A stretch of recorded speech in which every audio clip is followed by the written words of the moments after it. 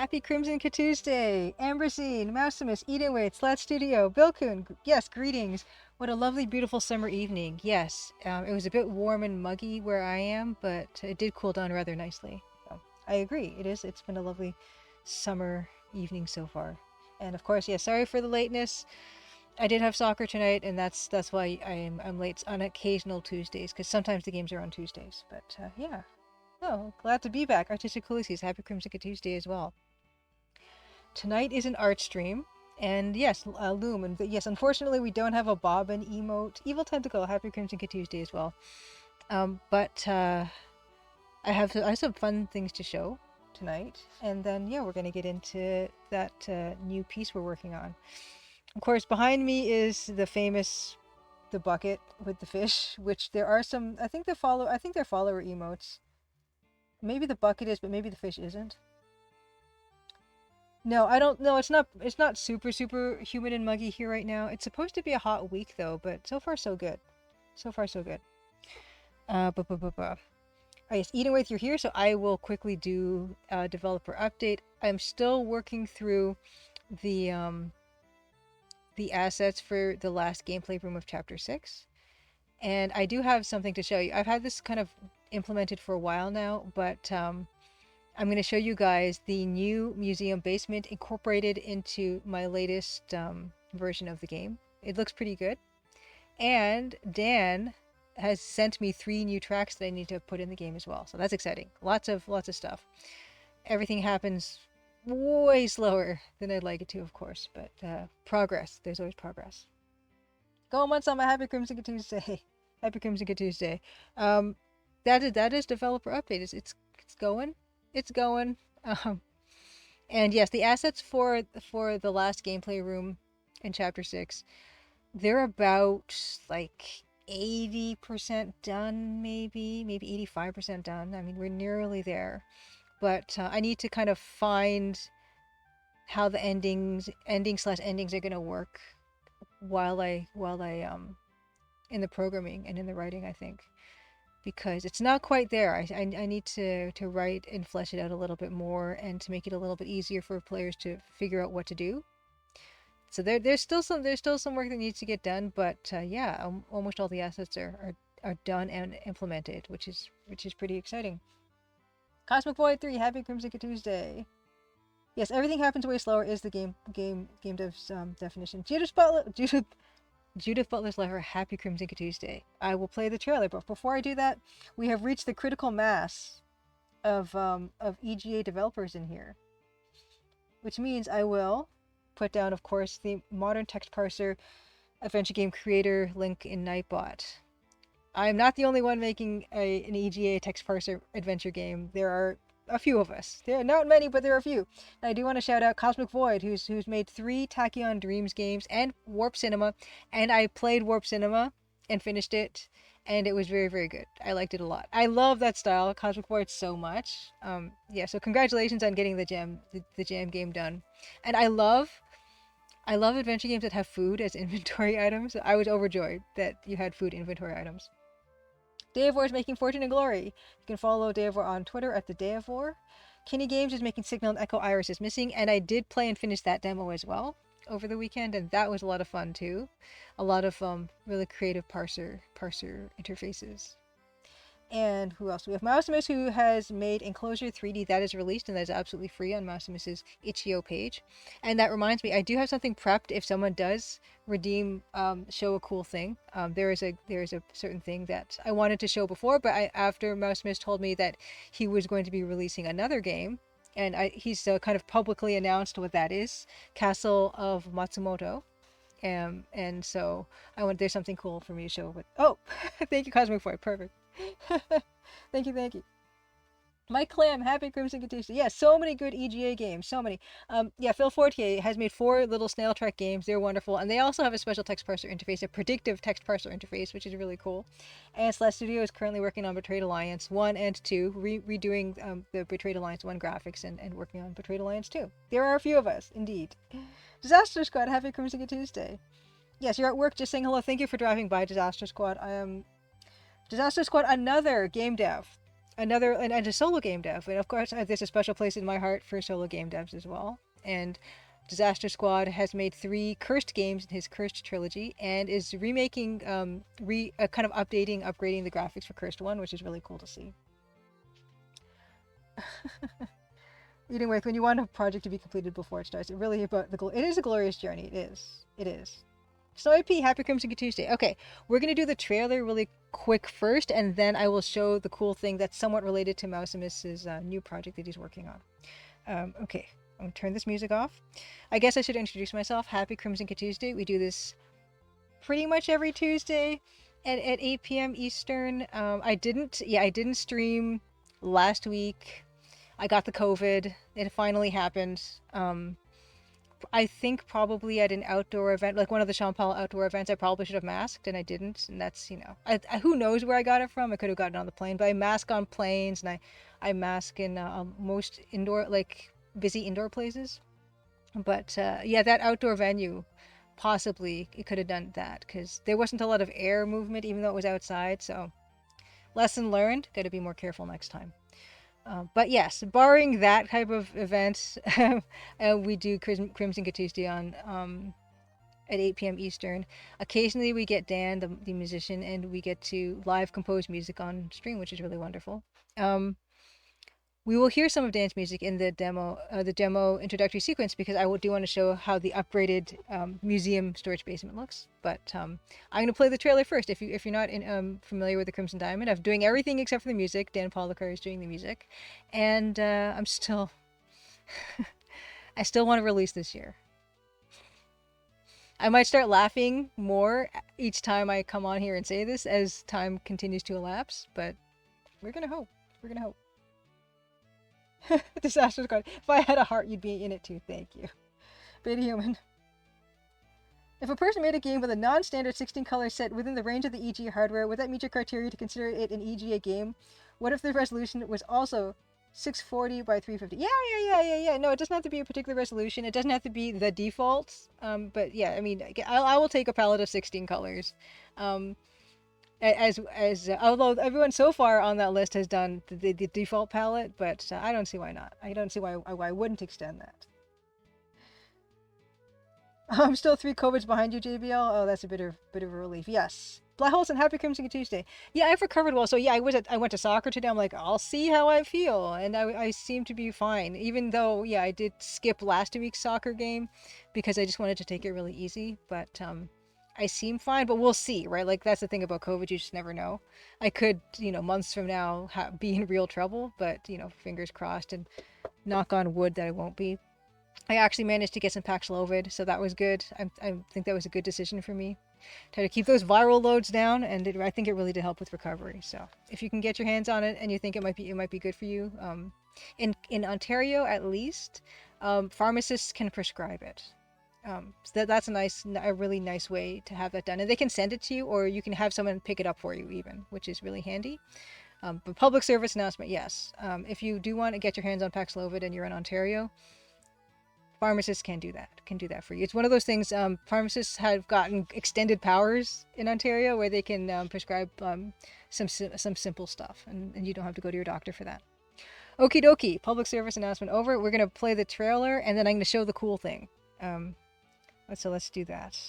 This one, of course, goes out to Judith Butler's lover, who I'm wonderfully glad to see you here. And I know sometimes you can't stick around because time zones, and so this will set you free. This will set you free. All right, here we go. Crimson, Ontario was once a prosperous, lively mining town. But that was a long time ago. Now it's quiet, nearly deserted, and some folks aim to keep it that way. Nancy Maple is an aspiring mineralogist assigned to follow the trail of a dazzling diamond. An intriguing cast of characters has converged under one roof, each meaning to get their own way. Or else. Will Nancy untangle the mysteries and machinations before it's too late? Will the sleepy town of Crimson shine once more? Find out in The Crimson Diamond, an upcoming adventure game by Julia Minamata. The Crimson Diamond demo is available on Steam and itch.io for Windows PC and Mac OS.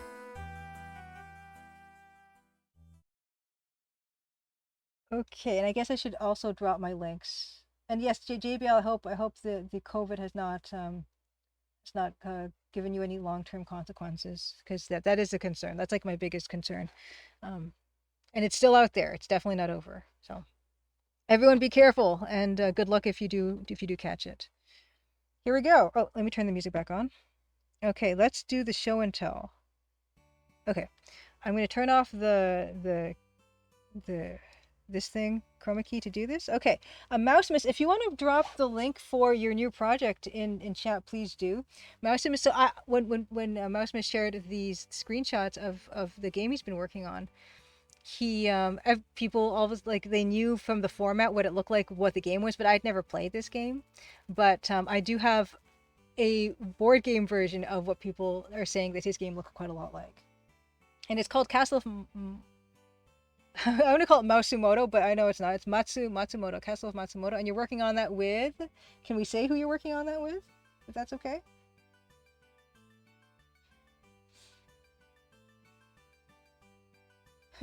Bill, when hearing the demo, the narration at the end of the trailer, I just remember the vast difference between the demo and a playable demo in 1989 is yes. Sometimes a demo in those days you would yeah, you would just it'd be like almost like kind of just like almost like a trailer, I think. Okay, perfect. Yes, Maximus was working on this game with Chris Joker Fimo. You can check the trailer out and follow it at Maximus Ichio EFCM. And the game that people are saying that Castle of Matsumoto looks like is Spy versus Spy. And I just so happen to have this lovely thing. Mad Spy vs. Spy, an explosive tunnel building game of risk and rivalry.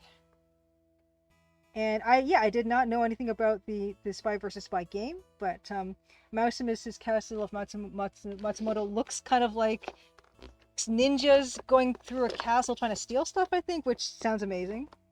Play it and have a blast. And I'll show you what that looks like on the inside. Okay, so let's take a look at this gorgeous thing here. Okay, here is the board.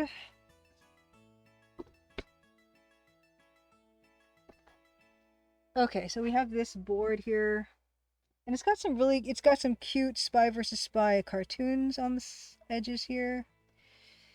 What a strange game. And the way that this plays is you can see that this is a grid with bombs on it, and you kind of it's a tile-based game. Hold on, okay, put this over here. Okay. And there are hold on. So I don't remember how to play this at all, but there are these tiles that you draw from, and you kind of build the tunnel area. You can see how these kind of would fit together. There's also other types of ability cards and other junctions. There's a Lady Spy. I don't know what the Lady Spy does. And yeah, I couldn't tell you how to play this, and maybe we never actually played this properly. And yeah, there's actually like a little insert here that tells you kind of build tunnels for each other and put bombs down. And there are actually the little bombs are really cute. Hold on, I'll get those. Oh wow, there's actually well, I don't remember any of this at all. Okay, there is. They actually have, yeah, like the instruction booklet. That's a font. Message from the publishers of Mad Magazine. What does that say? Dear Spy vs. Spy game owner slash parent slash player slash gullible parent. If the truth be told, the sole purpose for creating the Spy vs. Spy game was to sneak a Mad subscription blank into your home. Oh wow, there's a subscription card for a Mad Magazine. That's pretty funny. Okay.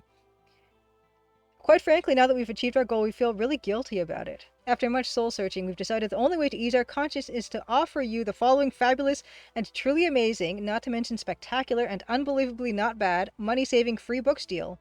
You and only you can order Mad at the following cheap rates. However, if you were to photocopy the sheet and give it to others, we would never know the difference. Okay, so if we enclose $42.75 for 40 issues of Mad Magazine, that's pretty good. A savings of over $11.25 over newsstand prices.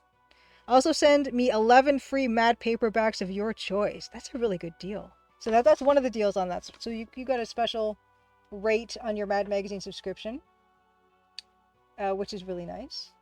And I guess this is also telling you how to play the game. Oh yes, and Snowy P, I've heard, yeah, there's just an amazing, horrible heat wave happening in the UK right now. It's Escape from Castle Matsumoto, I think, Maximus EFCM. Judith Butler's lover, have a wonderful night, have a wonderful rest of your evening, and a good night's sleep. That's the most important thing. And thank you so much for dropping by. TV Prime, happy Crimson Tuesday. Hold on, yeah, let's get into it. Okay, I wanted to show you that.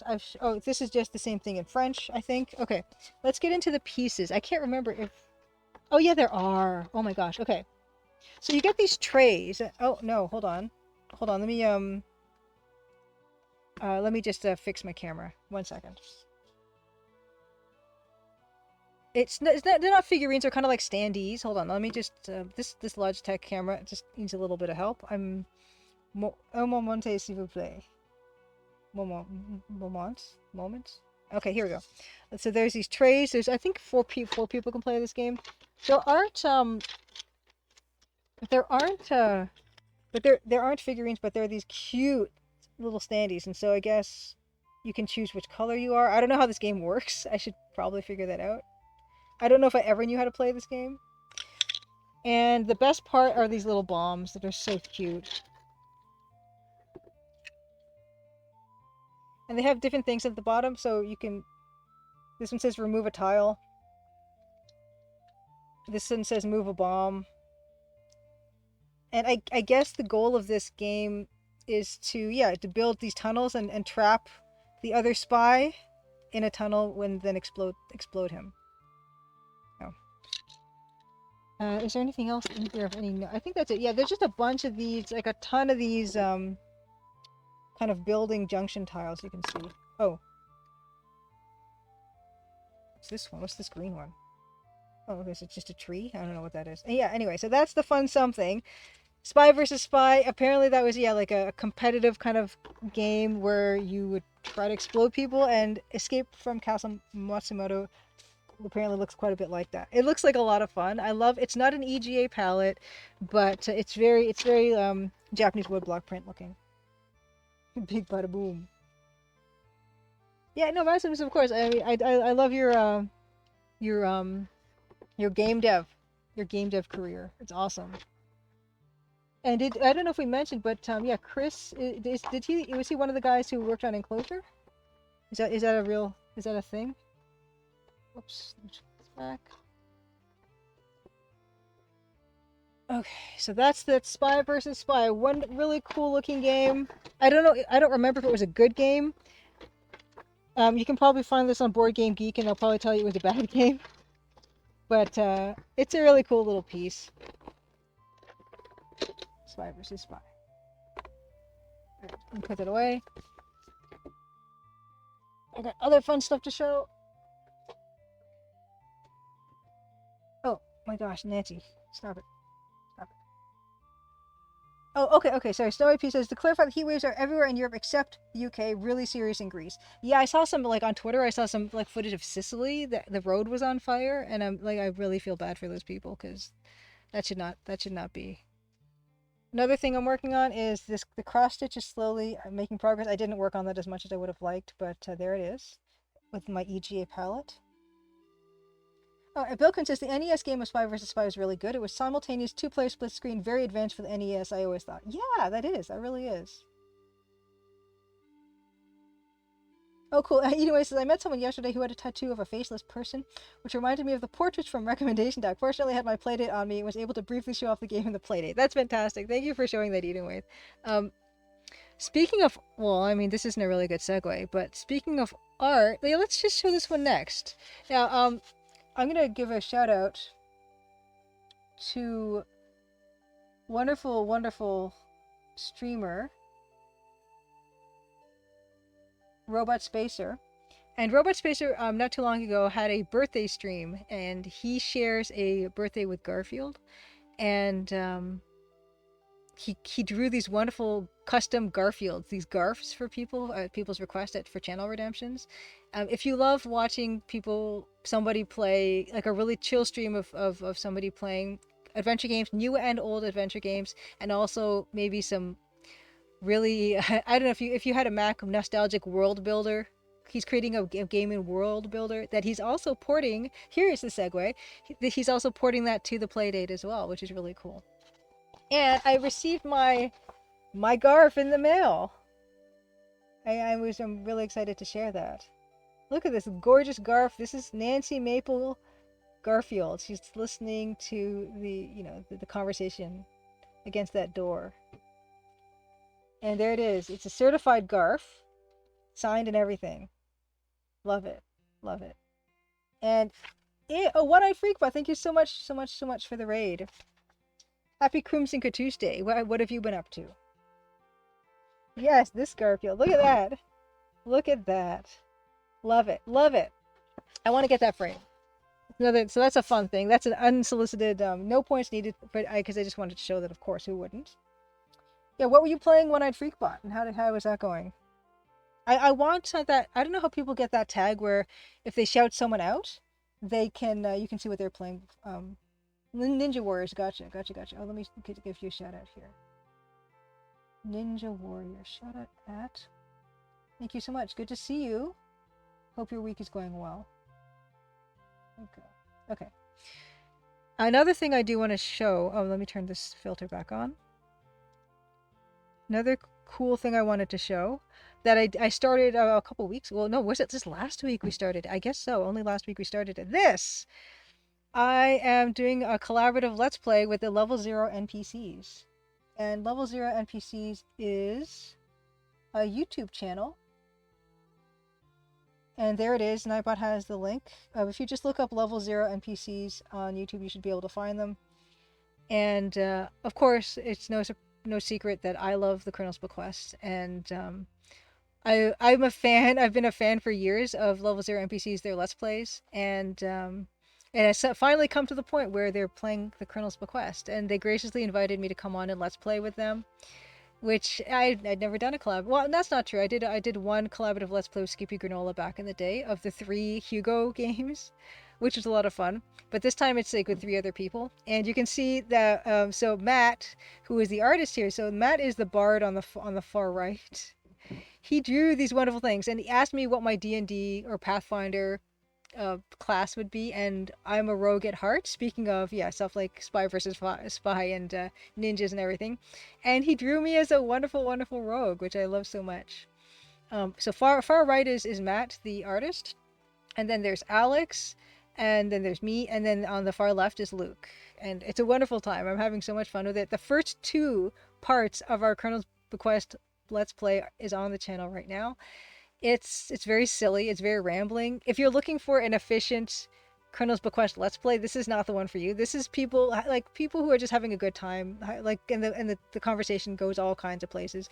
We had a very in-depth lore discussion about Skeletor in part 2, where I don't know why his skin is blue, and I don't think anyone else knew why either. But we talked about how strange that character design is, but I love Skeletor. I grew up with He-Man, and it's really, I had Castle Grayskull, I had Snake Mountain, and a lot of very fond memories. Also, I also do some BritBox mystery series recommendations too there.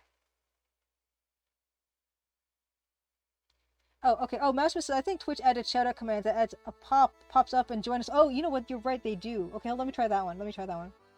They did. But I think is it shout out, and then let's try that. Okay, let's try that again. Okay, here it goes. That one. Okay, so that does work. Okay, yeah, I forgot about that. I did forget. Red Splendid Seraph never did beat Colonel's Question. One of these days, it's a treat. It's the design of that game. I could just it's surprisingly like a modern take for Sierra for that time for 1989. Oh, Goemon-sama, thank you for watching the first episode. Yeah, so we're gonna be doing those weekly, and I'm gonna be having a lot of fun with them, and hopefully we can continue on with Dagger Amon Ra.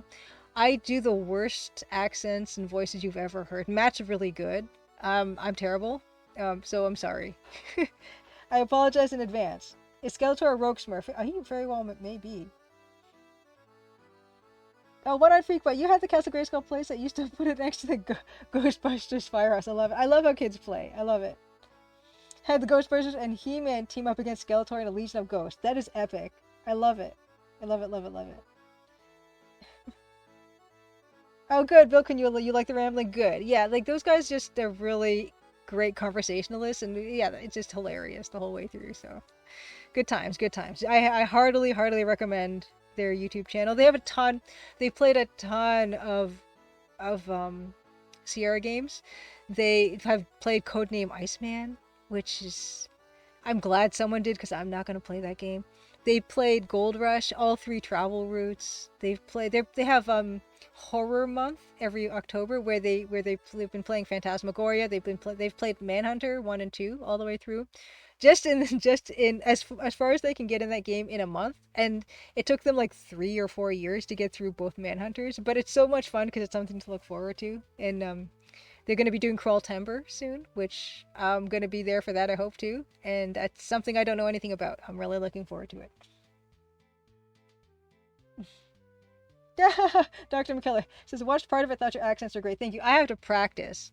Yeah, I on the video I talk about watching a YouTube video and having like certain phrases that have certain sounds in it to practice. And the one of them was, I have 10 dogs. 10 dogs. Can you believe it? Because apparently 10 sounds like tin for that particular kind of southern accent. And also you should talk slower, and I talk really fast. That's something I gotta concentrate on. And have, that type of vowel sound instead of have. And what you're stressing, which syllable gets stressed, like believe. It's very silly. But I'm going to try to take it seriously. I'm going to try to get better at that. And I can never keep track of what voice I gave to whom. And I'm clearly not a professional, but, it's all good. Go on, some. I enjoy hearing your attempt at a southern accent thing. Thank you. I don't know. I feel like, speaking of BritBox recommendations, I've watched a lot of Vera in my time. So when I was watching a lot of Vera, that's got a very North Country British accent, and I was getting a handle on that, but it's completely lost now because it's been a while. When I was watching Shetland, which is another hearty BritBox recommendation, Scottish accent, I felt like I was getting a handle on that, but I haven't really watched anything with a Southern accent. So I will try though. I will try. Yeah, One-Eyed Freak, but Manhunter is hard. That's another game I'm probably not going to play. I admire the heck out of that art. It's beautiful, but yeah. I watch people play that. I watch Robot Spacer played it on his stream, I believe, and it's just, no, I can't. Not going to do it. Crystal and Seraph also never beat Manhunter. Yeah, and it's also got a very different interface, which I find very intimidating. Snowy P says, I hear people dislike Codename Iceman. I've never played it, but curious what makes it bad, if indeed it is. They expect a lot of you in that game. There's a lot of parts that are, even if you know what to do, are extremely difficult to pull off. Like there's some parts in Submarine that look extremely tricky. That's, I think, the part that tends to trip people up. And it's almost got like kind of like the procedural aspect, a bit of police quest to it. Where, yeah, you gotta like make sure you do everything by the book, I feel like. And then also there's some parts where, yeah, you're literally expected to know everything. Like if part of the submarine breaks down, you need to be able to fabricate and fix that and install it yourself. But it was a really fun. It's fun to watch people struggle, right? So I had a lot of fun watching the level 0 NPCs play that. Time for a fan version of Manhunter 3 London. I agree. Oh yeah, so Eating Away says yes, a nasty dice game, submarine driving simulator, ruthless Jim Walls game. Ruthless. Yeah, it's almost like it would be what he wanted, like a if Mission Impossible slash The Bourne Identity slash Hunt for Red October, like everything cool to Jim Wallace he put in this game, and it's ambitious. I can't put that against Jim Wallace. He he he likes a lot of cool things. I can't say whether the game is cool or not because I didn't play it, but yeah, it's a toughie. At least you'll feel like you accomplished something if you do end up finishing it. Mystery Science Theater 3000. Bill says, "Yeah, I'll take I'll take 10 Hershey bars. Yeah, 10 Hershey bars. Those are hard to eat. Yes, exactly. Oh, and One Night Freak Bot finishing up Under Killing Moon this Thursday. I need to dip into the FMV pool, I think, but it's not EGA, so I'm not gonna quite do it. But yeah, someone showed me an EGA game that was almost like an FMV game that was super high resolution. It was called something very forgettable. Oh no, it was like David Foster or something. I don't know. It was kind of like an interactive movie, but it was an EGA. It was incredible. Okay, in snowy pieces. I live in North UK. As a southerner, I gradually learning the very subtle varieties of accents, which vary from town to town, just miles apart sometimes. Yeah, it's kind of wonderful how that happens. Oh yes, okay. So now we're going to get into, before we get into work, I do want to show you the museum basement. The new and improved museum basement. So let's do that. Let's do that. Let's turn this music off, and let's get into it. Okay, is that too loud? Just let me know. Oh, yeah, what was it called? Oh my gosh, I have it written down, I think, but I don't think I've got that piece of paper here. But I did write it down somewhere where it was such high resolution EGA that it doesn't even look like EGA really. Music good volume, okay, great. No, I don't know if it was called Guy Spy. And the Crystals of Armageddon, it wasn't that one, I don't think. It was that guy's name, and it was like a pretty normal name. Okay, here we go. Let's do this. This is not the version that's on Steam right now, but this is my latest version. And we can also be treated to, yes, this works perfectly now. And I did change it to press backslash to resume instead of unpause, which isn't even a word. This now, yeah, so this works and I'm very proud of it. Then this was a piece written by Dan.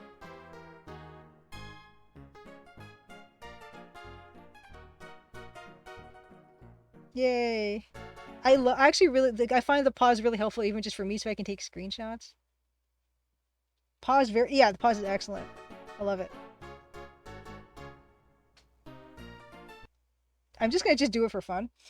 Anyway says, I recently saw a video where a guy went through a bunch of English accents, explained how each of the accents differ quite in depth. There is a guy who does these accent things, I think on like the Wired channel. He discusses actors and how they do certain accents and the characteristics of those accents, and they're wonderful, wonderful, wonderful videos. No, yeah, it's definitely not. Definitely not Gabriel Knight. I can't remember what for the life of me. Here we go. Here we go, you guys. Look, there she is. There is. Oh no, don't. Okay, yeah, there we go. Well, not in the flesh, but in the pictures. Drunkarella. Oh my gosh. Yes, Drunkarella. Oh my gosh, Drunkarella. Wonderful, wonderful retro streamer. Let me shout out Drunkarella. Drunkarella, I had a blast watching you play the Crimson Diamond demo. Thank you again so much for playing it. Um, you were pro, and yeah, I said that in the Gazette. I'll say it again. Drunkarella grew up with it's Dunkarella. No, not Dunkarella. Drunkarella. Drunkarella grew up with Sierra Games, and does it show? Drunkarella was super pro. Good to see you. It was so good. You were just amazing, amazing. Okay, let's continue on here. This guy, yeah, I didn't fix this guy yet. This guy is still gliding his way over places. And yeah, this is what we're working on. Well, not this one exactly. We're gonna combine that shot and this shot. So this is what we're working on today. There we go, though. That's the state of that. Oh, and oh, just there's Loom hiding back there because I've already got the levels for that sound working okay. But yeah.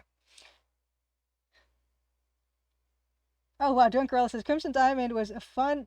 Oh, thank you. It was fun, a great parser, text parser game. My last memories of text parser was King's Quest 3.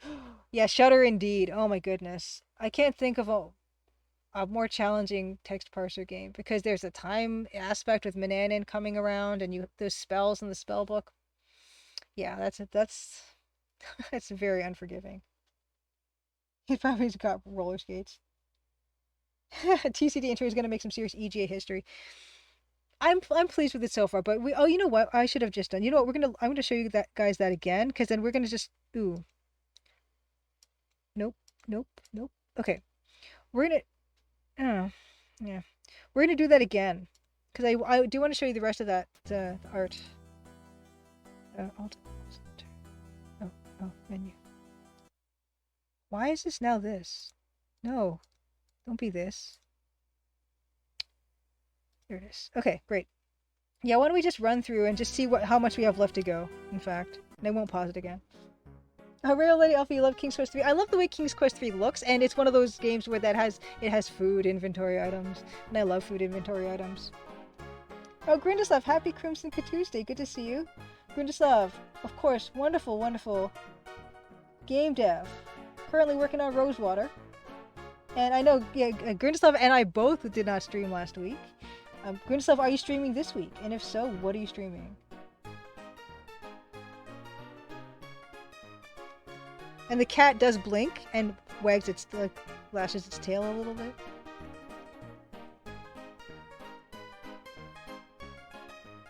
Yeah, this definitely needs to get done. So this is the next piece we're doing. And after that, oh yeah, here she goes. Yeah, and she picks up her stuff. Great. Look at the kitty. Yay. Next one is this piece. This is the interior of a train station. Okay. Grindislav, I am streaming tomorrow. Decided to do a possibly disastrous coding stream. Grindislav streams Wild West Wednesdays at 1 p.m. Eastern. I will try to be there. Yes, exactly. Well, you want to free, but this is stuff. This is the stuff I still need to work on. So we have. Let's count them. There's this scene that needs to get updated. So actually, the close-up of the conversation. That's the one we're working on right now. This scene has to get worked on. Oh, Eden Way says, the bread inventory icon in King's Quest 3 is nearly identical to the bread in the Black Cauldron. Only 1 pixel difference between the two. That's amazing. Why would they change 1 pixel? Oh, Grindislav, nice. Adding some accessibility features. Nice. And yes, yes, heart, love accessibility. This is also, this piece we have to do. That's another one. That's 2. Oh, that's 3.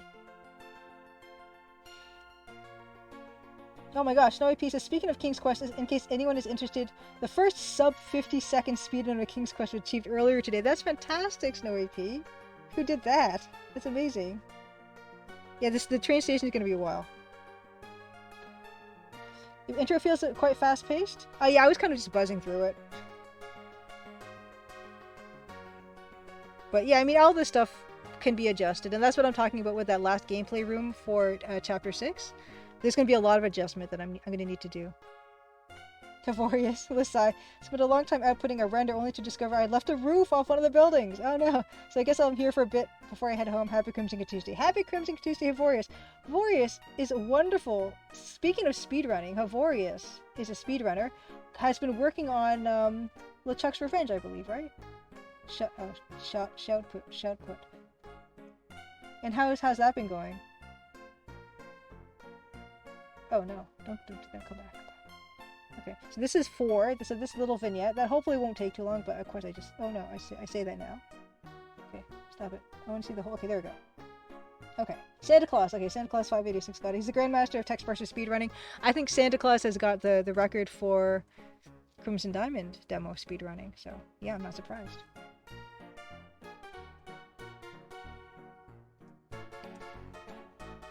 Okay, here we go. That's 4. So we have 4 scenes left. This one, that's scene 5. I'm entering the Leprechaun Kingdom in King's Quest 1 via the small hole in the rock. My voice dropped from 4th to 8th because people are hitting that game hard right now. I have a family in town from East Coast, so I have to wait until next week before I can try to catch up. I love when there's that competition because it definitely does up everyone's game. Okay. Here we go. So we have 5 scenes so far. And then this is done.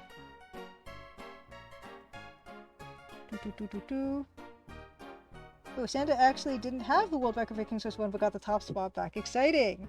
Let's go to Hogwarts Reality Alpha, exactly. Yeah, it's a red train. The train I was using for the period was actually red, which I'm very pleased by. The Crimson Rocket, I guess, to Crimson, Ontario. Okay, go on, go on, go on.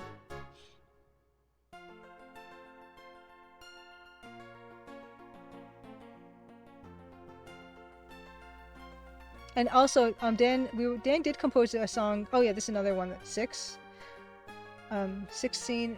That this music is going to transition into something less perky as it comes into nighttime. This is going to be different music eventually. Okay. And then this scene's pretty much done except for the car. So I call that like half a scene at most. So let's say 6.5.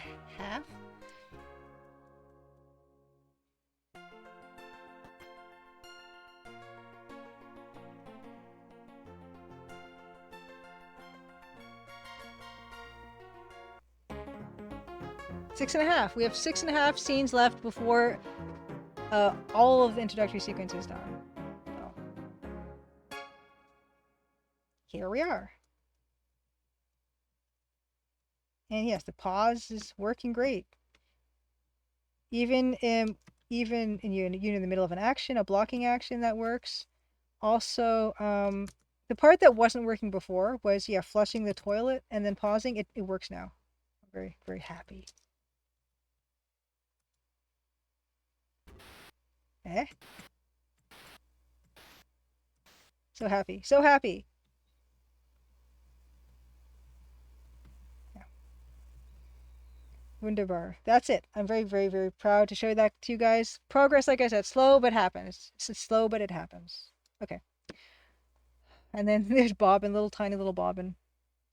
Because I was doing I felt like I watched back the Loom Let's Play, and I felt like the sound and the music for Loom last episode or whatever was a bit high, and I feel like it was too loud, and I think it's gonna be better this time. I think that's all we have to show tonight. We're gonna get into work now after I don't know how long I've been here. I guess it's been like 40 minutes. It's not too bad for us. Let's change the tag to art. Great, and let's get into the Photoshop. Oh, hold on a second. Okay. Okay, you should see Photoshop at this point, and I will turn the music back on.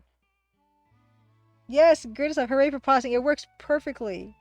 Thank you so much. And Grindelwald was one of those wonderful... Grindelwald, of course, Rosewater is an Adventure Game Studio game as well, and the Adventure Game Studio is wonderful, the community is wonderful, and Grindelwald helped me, with that pause to implement that. And I wouldn't have happened if Grindelwald didn't start looking into the forums for a solution. Oh no, Beta Human. At the rate of 2 months per scene, the intro will be done this time next year. Yeah, let's not think about that. Like, when we start to make those projections, and it's very, scary. Thank you. I'm glad you guys, like the progress on the intro. And speaking of this, this is what we've been working on. This is what that looked like before, and, we only got a bit of work done on it, but I'm thinking, you know what? Why don't I'm thinking about making everything smaller, because the thing is we really want to have room for our little dragon here. Actually, that's not even the most recent version of that. It doesn't have all the light and shadow. Let me pull a better, more accurate version of that. I don't know why that's not right. Hold on, I know this is just, don't look at all my stuff. Oh, it's in this one. Close up. Oh, okay. Okay, I'm just gonna go to office. Where's the final? Oh, this one is the animation? That'll work. Okay. There we go. Okay, that's the one we want. What's this one? Nicholas Patton, happy Crimson Tuesday. Velisip, I appreciate the ragtime tune. Any particular piece or reference? that piece actually, Velocip, that piece was something that Dan was a demo track that Dan sent to Brenda and John Romero for their game Empire of Sin, because that game is kind of similar era, maybe a bit later, and they didn't end up using it. And so Dan said, "Hey, want to use this track?" And I said, "Sure." It's going to work perfectly for the intro sequence. So Dan, I don't know if it has a particular reference. It's just he was trying to make something that would work for Empire of Sin and kind of ragtimey era, and he probably just listened to some of the stuff that was from that time. And he also is a piano player and keyboard player first, and I guess that kind of it might be natural for him to compose something that's very piano forward. Yes, and welcome. Happy Crimson Tuesday. Okay, so this is the piece. And yeah, I'm kind of thinking, let's just save this as a different version. I'm going to just make everything smaller because I just want to see. I just want to see what happens, and I want to give that dragon more room to shine. What if we just made that like 10% smaller? And then yeah, we can have more dragon. Possibly. This I mean I might not stay with this, but why not? Why don't we explore? We're still at that really rough stage where I'm not really committed to anything. The exploratory stage of this piece.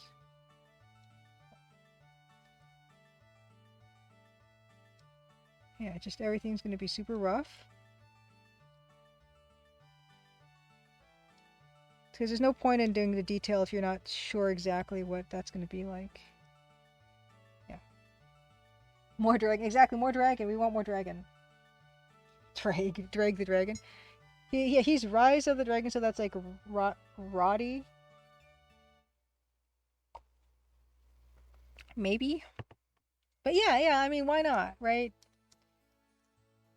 We can do whatever we want. Oh yeah, and let's get the original out, because I'm going to need to look at that too. The original glorious EGA Rise of the Dragon EGA. Dragon. Which I always have trouble finding it in my folder, and I don't know why. I'm just... Where'd it go? Oh, there it is. It's glorious. And I just love... Oh my god, I love the EGA version of Rise of the Dragon. Okay, here is the original. Look at it. Okay, and then here's mine. And then this one's going to be something in between those two. The glorious dragon. I just smile when I see him. He makes me so happy. He's so good. So good.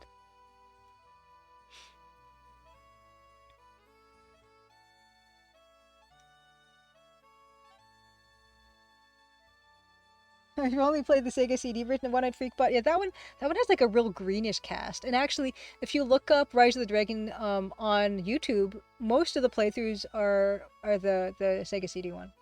I think mine might be the only EGA playthrough that I saw on YouTube. Maybe.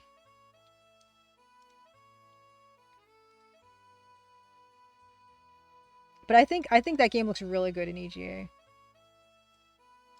I don't know.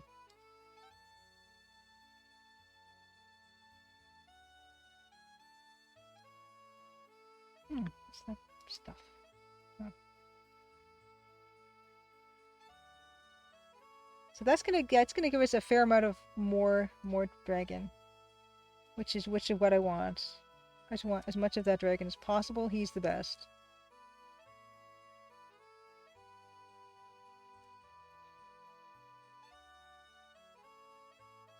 So, shame we never got a DOS version of Snatcher when I Freakbot said. Yeah, there's some of those games of that era. Was that like a Kojima game or something? That I would be really interested in playing actually. Cause yeah, they're like these story-based games. And I never had console growing up really, and I missed out on a lot.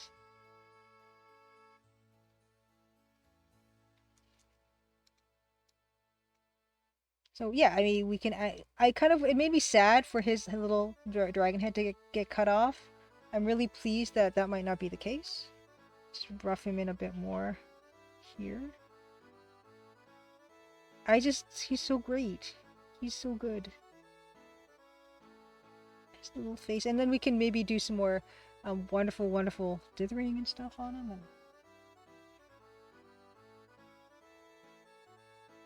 I kind of, yeah, didn't play any. I know there's like, what was it, the PC Junior, I think, in Japan maybe, and they had a bunch of like really cool kind of narrative games, story-based games.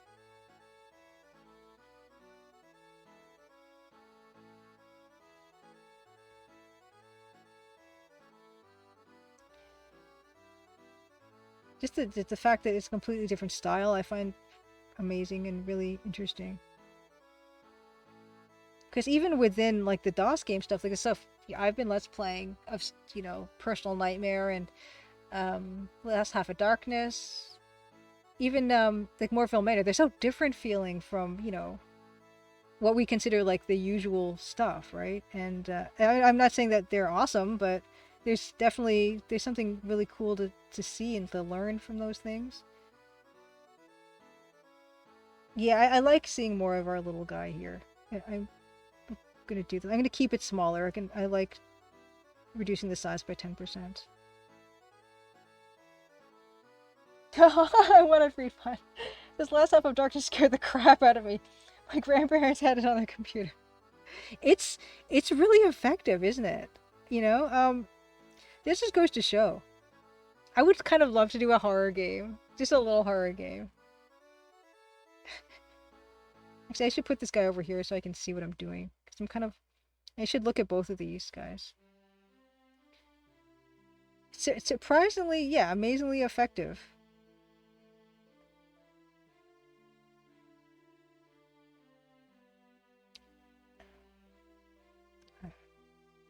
It's this one. Yeah, I like this idea. I'm gonna do this. Yeah. He's so cute. How could I not? We're even gonna cheat it more where we're gonna put him. We're gonna put him. We're gonna move him over so his little face is not gonna.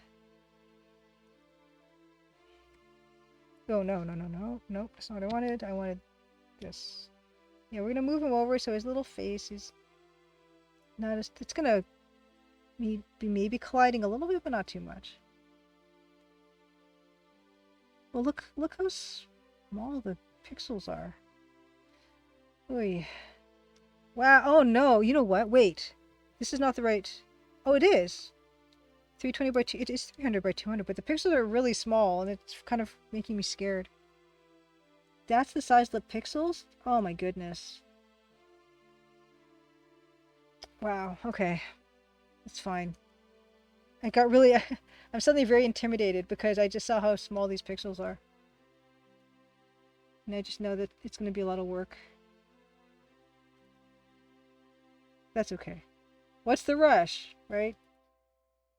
7-year-old me was not prepared. 1.1 at Freakbot says.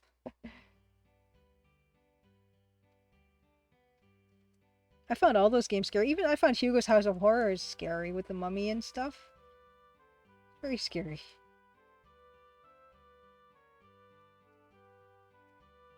Oh, he's great. I'm so yeah. We're gonna do it this way. We're gonna just give our little dragon his little spot, and then that's gonna give us more opportunity to put more of the idol as well. Cause yeah, in fact, that's probably how tall it should be, right? And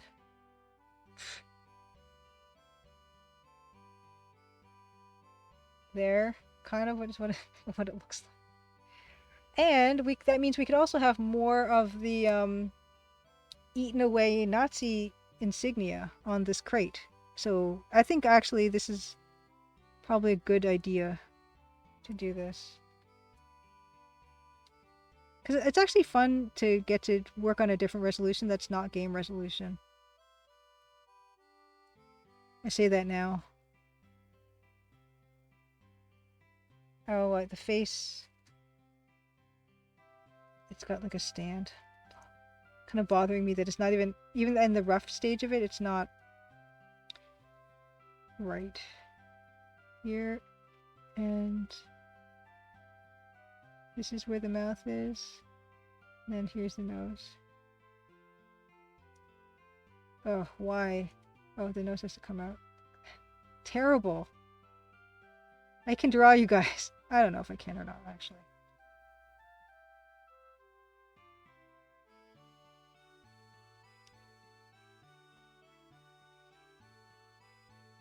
Good enough. Another game that was so frightening to me, so scary, I don't even think I played it. My friend had it, though, was, yeah, the first Alone in the Dark. It's horrifying. Yeah, it's fine. Oh, and then now we can put, now that we have more space, yeah, everything wins. We can now put the handle, right? Oh, it's a great decision. Great decision. More everything. More everything. More globe.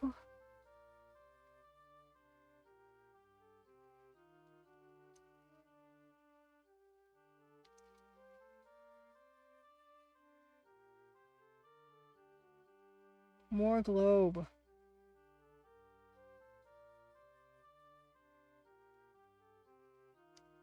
More globe. And yeah, more out of this. Yeah, this is good. That's I guess kind of a little, oh no, kind of a little trick. Compositional trick is, oh, if the composition is not working, you can try making it 10% bigger or 10% smaller and see if that helps. What's this? Why is this happening? Oh, 9? Oh, whatever. Okay, it's fine. I'm just gonna merge this.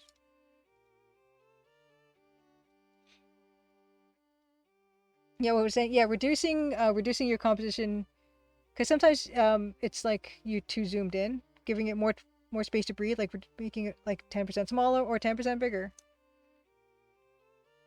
You can see our houses on the globe.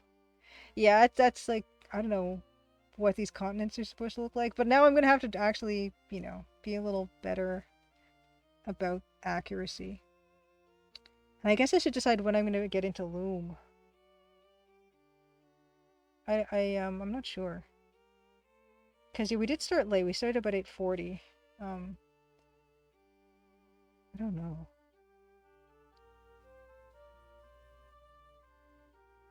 Oh, and we also have all this stuff that I do want to show. Okay, newspaper can probably land here, right? So it can go boom, can land here. And then he can, our guy. Actually, I don't want it. No, wait. Okay, he's here. Actually, maybe the people should have stayed bigger. It's like a pixel here. Where's that pixel? Oh, there it is. Okay. She is sitting here.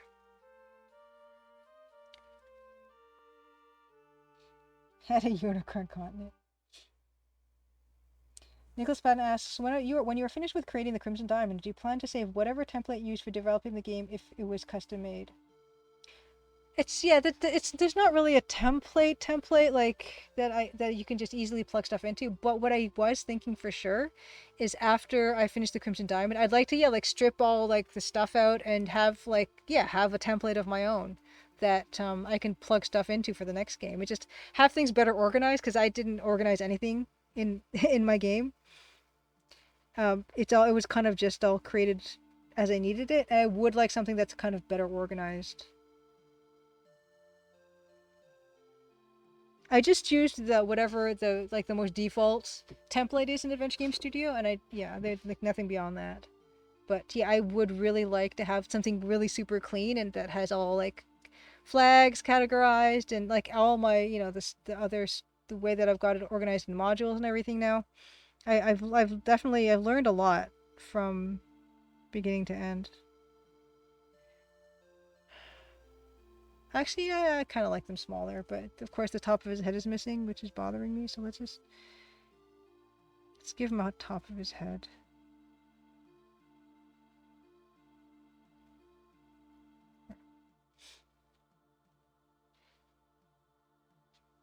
He must be a polite boss for a real lady off, he says.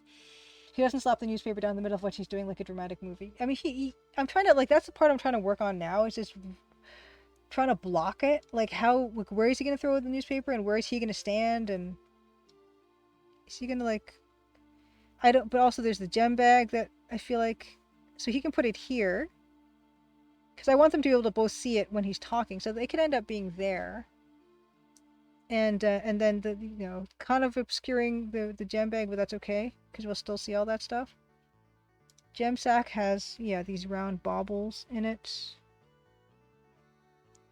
kind of. So here, just a red one. Like she's cataloging the gems in the gem sack.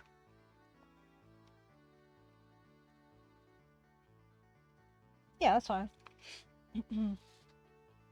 Oh, cool. Nicholas Patton says, I hopefully want to create my own template when I get experience enough to use AGS to make point-and-click games. Yeah, I don't even... there's probably a whole thing about how to make your own template in Adventure Game Studio, potentially. That would be cool. That would actually be cool, because then I could, like, share that with other people, and then they could use it.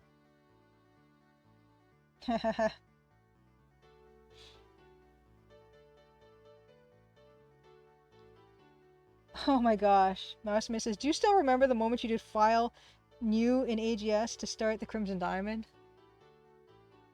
Oh my goodness. I don't, because I think when I first named it, I think I called it Test or something. But I don't remember when I renamed it to Crimson Diamond. My gosh. My gosh. The mind boggles. I don't want them to be square, but anyway. Oh, Havori says, I really love these streams, by the way. People just can't understand the labor of creating a game like this is until they watch you or another artist game dev. Literally created in real time. Always amazed at the storyboard images and being able to see the end result and see how you work your way through it all. I think that's really good, I guess. I guess it's good for people to see how these things work and how long everything takes and all the little decisions you have to make. No, I think if that helps people to like have more like empathy toward game developers, then I think that's wonderful, because making stuff is hard. Making stuff is really hard. And anyone who does it, it's so rewarding to do. But anyone who does it, I have so much respect for anyone who does it. Even if you don't finish stuff, you don't feel like you have to finish everything. You know, sometimes you can start something and then you feel like this isn't working, or you've learned enough, you know, from that, and you want to take that somewhere else. Just to totally do that.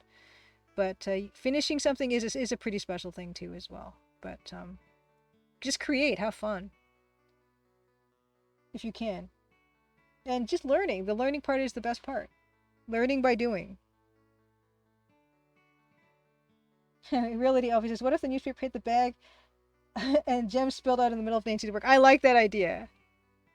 But it's almost like, is that going to be too complicated? But that, because yeah, I mean, it could like come here and then they could roll onto her paper and then she could like look.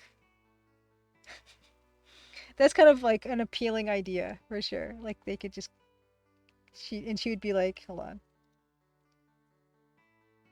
She'd be like,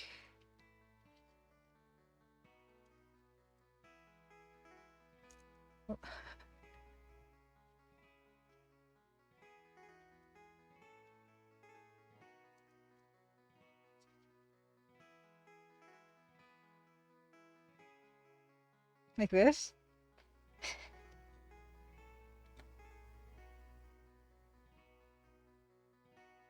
Nicholas Patton says, on a game-related note, I'm excited for the future. More of the Ace Attorney games will be coming to Steam in the future. That's really cool. I started playing, like, I had one on, like, my Nintendo DS or something. So I didn't have consoles, but I did have, like, the handheld stuff. Like, my original Game Boy is still, like, here. But, yeah, I mean, so that was exciting when they started. I have one Ace Attorney game, I think, but I don't think I ever finished it. I should go back. I also have Hotel Dusk, which is really cool. I should go back to that, too. Drunkarella asks, do you remember the moment you came up with Crimson Diamond. The name I had help with. I know it seems like a really simple name, but I really struggled to find a name. And I have a notebook of failed names. But the actual game itself, it just happened kind of slowly over time. I love gemstones. I knew I wanted to do something with gemstones and like natural resources and stuff. But yeah, it's so hard to say because it was such like a gradual process.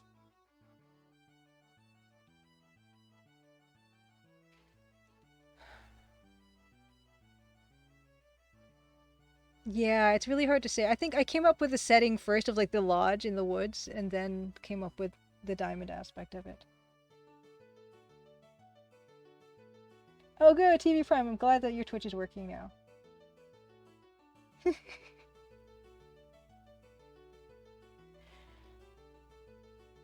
Oh no, Artistic Lucy's. My computer won't let any game engine work or even open at all currently. Oh no, like yeah, what I love about Adventure Game Studio is how like lightweight it is. It's really great. Like it can run on just about anything. There, the little gubbins or whatever these are like are hunter work. I like it. I like it. We might just do that, Reality Alfie. This is how we all look like at work. Oh, 4 to 6 of the main series will be coming out in a trilogy bundle. That's Ace Attorney. Nice. Oh yes, Evil Tentacle, you remember. Oh my gosh, you remember. That was one of the names. The girl with the diamond herring. I was everyone told me not to do that though. I was encouraged not to do that. I still like it. But you know. Cooler heads prevailed.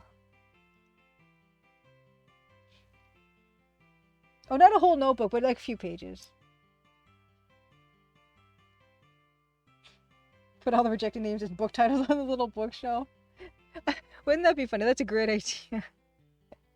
And she, you can read out the spines, but she's like, those don't look interesting. That sounds really silly. Like her scowl, Simon K. 1176. Every Crimson Tuesday. The girl with the diamond herring. How could I not?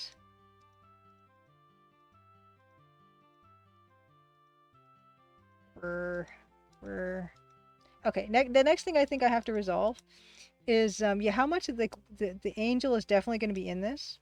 Let's like put this over here. Because I'm right-handed, that's why I put the references that I'm looking at over on that side. Yeah, okay, so the angel, yeah, angel, we're gonna see, hold on, I should just start from the beginning with this thing, I think, because it's, yeah, let's just, okay, because it's behind, let's put the angel here.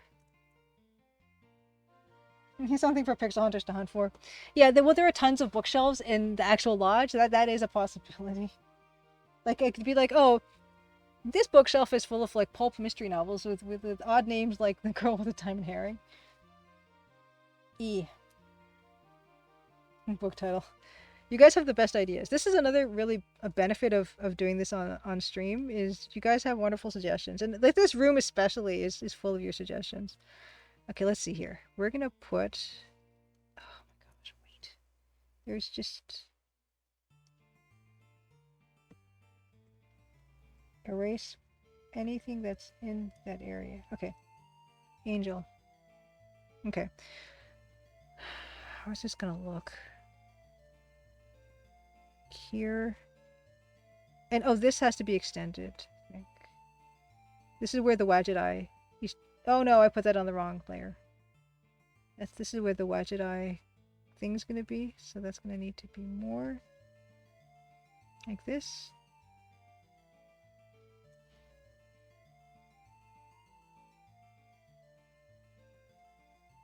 Oh yeah, Nicholas Patton. Is that the one with the crocodile? The game into beat 'em up and a point and click? Brock the Investigator. Yes, that's right. Yes, Junkarella. Yes, you know about that. Nice. That does look really cool.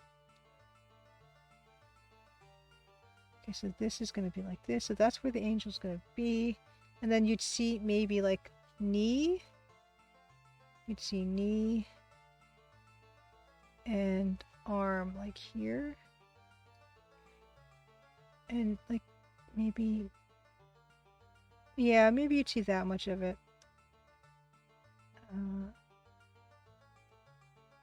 Chest, okay. And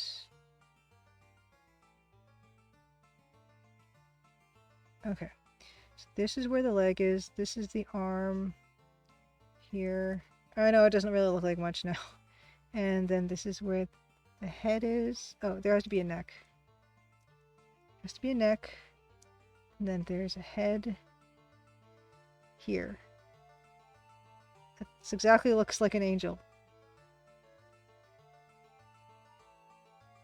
You wishlist a few days ago. Nice, Nicholas Patton.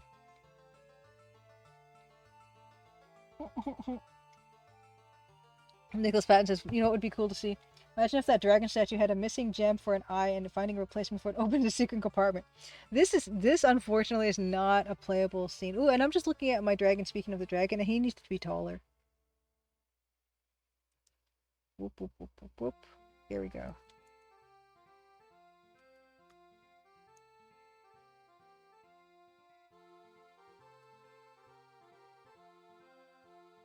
Oops. Make him a bit taller.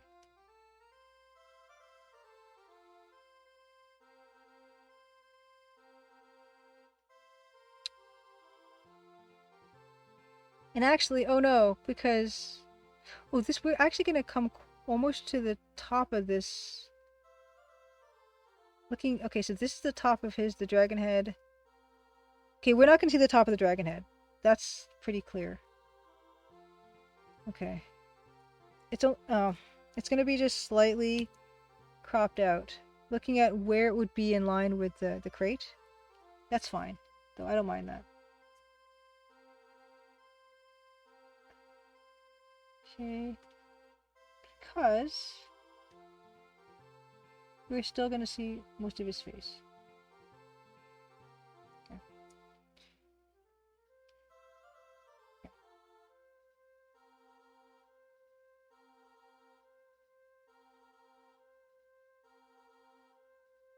Yeah, I love like the missing gem in statues and stuff like that.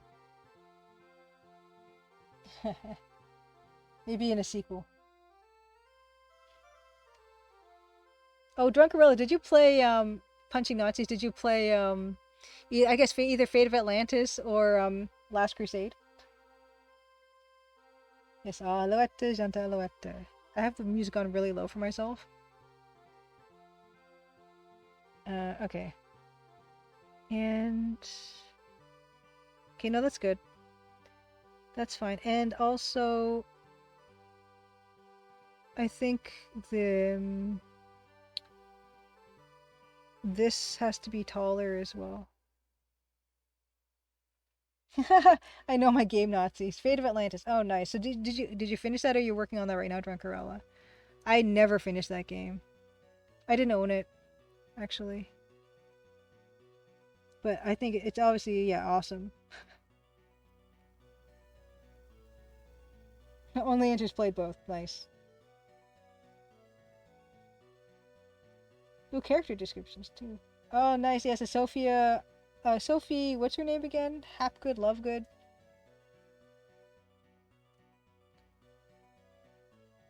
Sophia.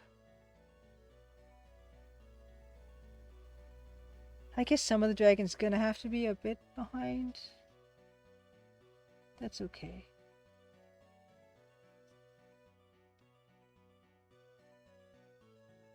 And this...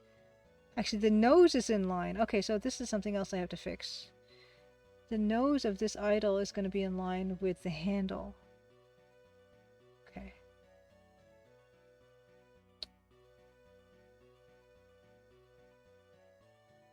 Okay, so that has to be a lot taller. Yeah. Okay, that's fine. Nose. I'm going to cheat it to be... well, I can cheat this to be lower too.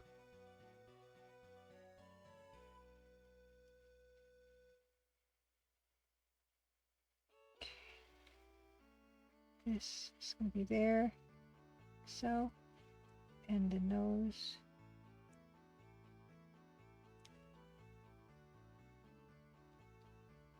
Hapgood, Sophia Hapgood. Okay. I don't know why that's in my head. Okay. Drunk Girl says, I finished Fate with the Sophia as Indy's companion, root, and vast amounts of alcohol. Yeah, I would, if I was going to play the game, I would definitely do the companion route. Because the punching, I was never good at the punching. At least if, Last Crusade is any judge. And here's the mouth of this. Okay, that actually, yeah, that does work better, doesn't it?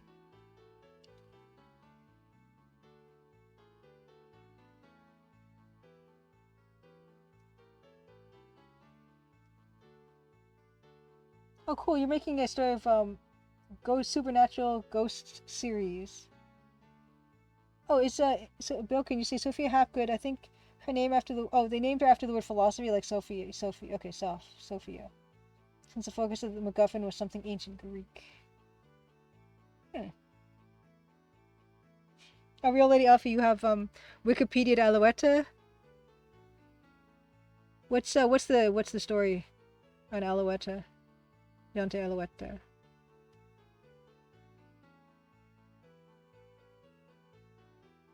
Oh, and they use Sophia in later adventure games, The Emperor's Tomb. Polygons, yeah. It's kind of where I lose interest. ATM machine. Happy Crimson Good Tuesday. Good to see you. Yeah, we started late, but we were just at working on this piece, trying to figure out everything. I'm gonna need to look again at Good thing I still have these references, because I still have the Ark of the Covenant crate reference, and I'm gonna need that again. Here. Yeah.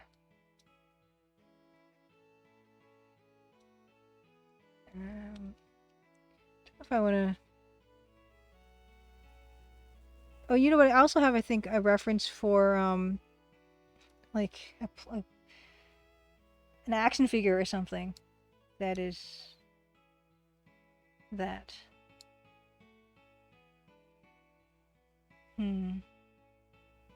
Oh, there it is. The Ark crate. It's so cute. Okay, I think I'm gonna use this one. Oh, nice. Avorius, render done? Nice. You can see your family. Have a good night, and thank you so much for wishing me luck with Loom, Havorius. And also, good luck when you get back to LeChuck's Revenge. Oh, okay, so Sophia Hapgood's first name means wisdom in Greek. Her last name is actually archaic English for good fortune. Hapgood. Oh, it's from Quebec to teach kids French. Oh, okay. I did not know that about Alouetta.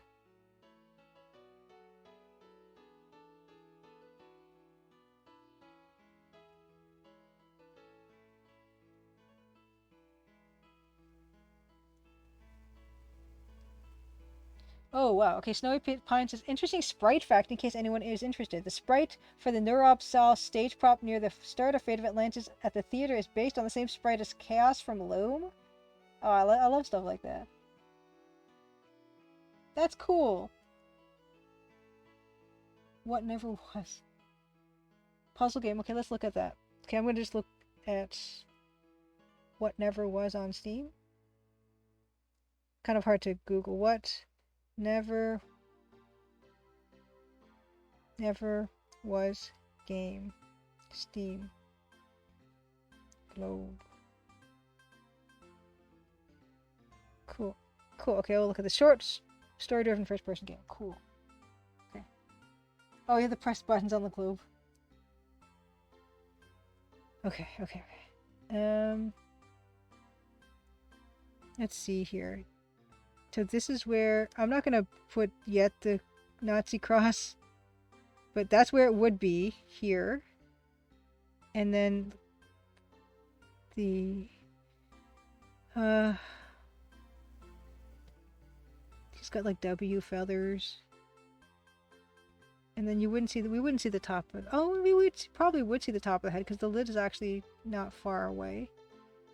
Okay, and then we have kind of these wings that kind of are bars, kind of, and then more bars like that, and then the other side is the same. Okay, bars, more bars.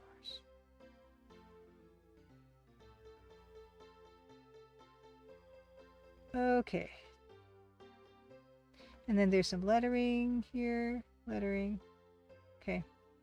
That's fine. Good hap is more the usual order for hapgood. Oh, the Philfot, as Conquest Camelot would call it.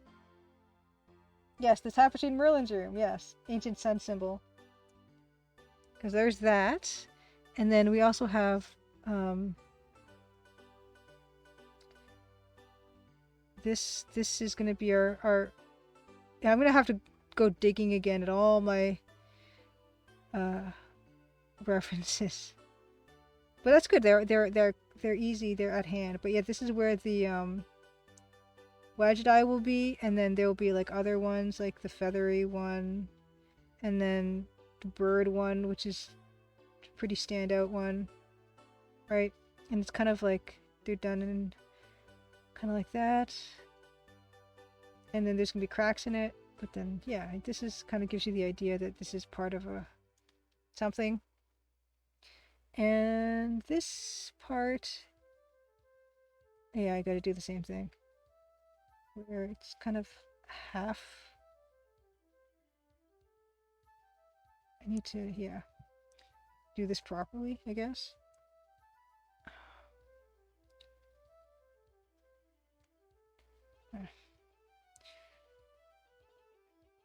I changed the art but not the text. Okay, so do that.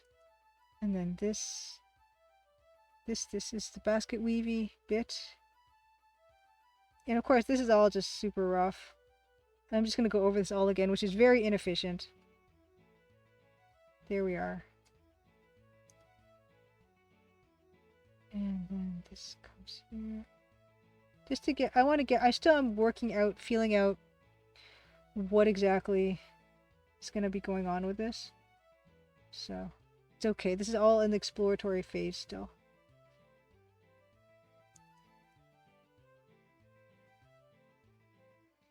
Oh my goodness.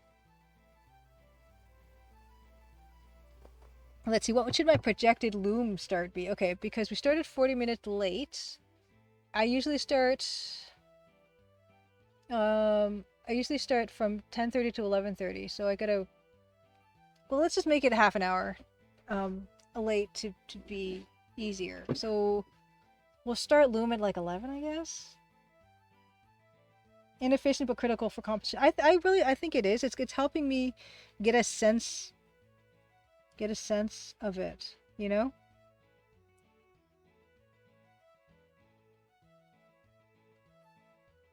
And, you know, I'm sure there are people that could do this much faster and more efficiently, but they're not here right now.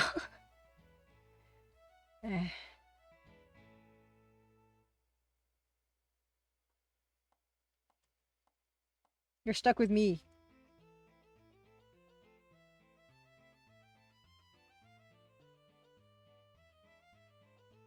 This piece of music used to be the intro music before Dan started composing the music.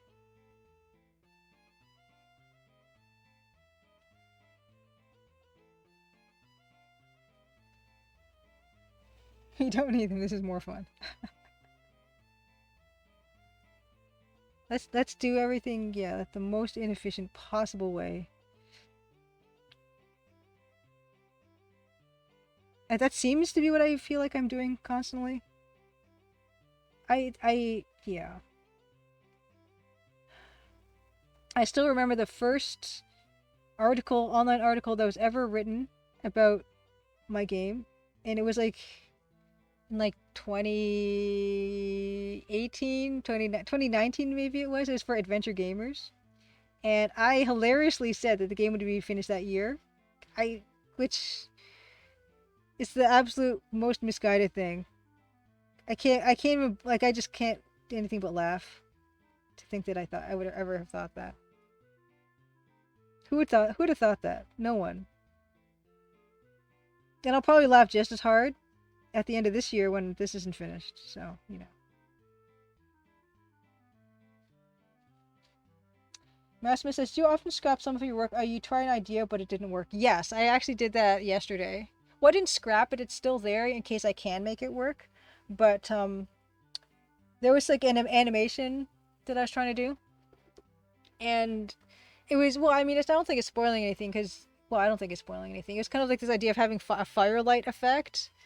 And so it's putting like the firelight effect, put it on some of rocks nearby, and that wasn't convincing enough. So I started doing the other rocks, and then I did like the foreground, and then I did the floor, and I had that all together. And I'm like, I'm still not convinced. It just looked better without any of that animation. So yeah, that does happen. But it's still there in case I can make it work eventually. It's just I commented out the part that animates it. It's just static now, and it actually just seems to work better. But sometimes you just don't know until you try. Yeah, baby Julia didn't know. She certainly didn't. Oh, what, you know, as they say, sweet summer child. Yeah, ATM Machine says vintage EGA games back in the day often had to cut whole rooms just to save disk space. Fortunately, that's not really an issue anymore. It is completely not an issue. ATM Machine, I am the worst and sloppiest artist. I'm so inefficient. In terms of resource management too. But I can be. That's like a luxury that they did not have back in the day, and I'm taking absolute full advantage. Because holy cow.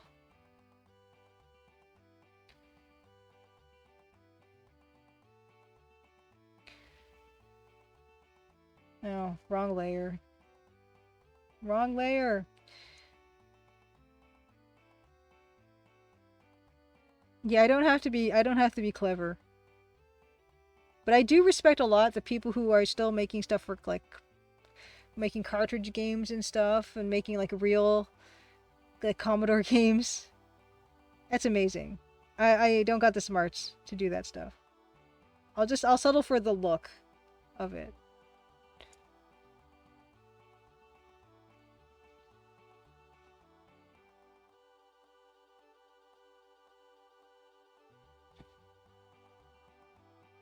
Yes, exactly. 18 machine. Yes, the diamond, possible diamond. Well, the diamond in the logo is white, and it is found possibly in the intro. The diamond is white as well. And yes, it's because it's found in Crimson. Because Crimson, Ontario, was named because it was a garnet mining town, and garnets are red, and that's how they established that the name for that. And that's actually there's some like precedence for that because there was a town in Ontario called Cobalt, and they mined cobalt there. I took, yeah, a lot of that kind of inspiration I took from books and stuff.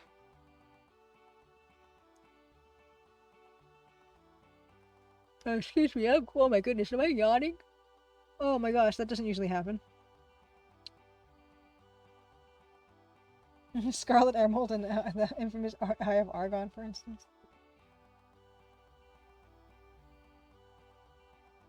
Maximus says, if it looks EGA and runs under Scum VM, it'll be indistinguishable from the real thing, also with MT32. Yeah, as long as it's got the look. Real Lady Elfie, I have not watched someone pan for gardens on YouTube. I have not, but I have seen some mineralogical stuff where they go into certain parts of Ontario and they can actually, yeah, they find some really nice mineral specimens. Like, yeah, some garnet stuff. It's really cool to see. I kind of love stuff like that. I actually even tried because apparently if the matrix that's around the garnets is calcite, you can dissolve that with vinegar, or like something like a strong vinegar or something. And I wasn't sure if the stone that I had some like little stones with I think what are garnets in them, and I tried to do the dissolve with vinegar thing and it just did not work. And you're supposed to leave it for like a week and it totally didn't work. So I don't think mine had a calcite matrix.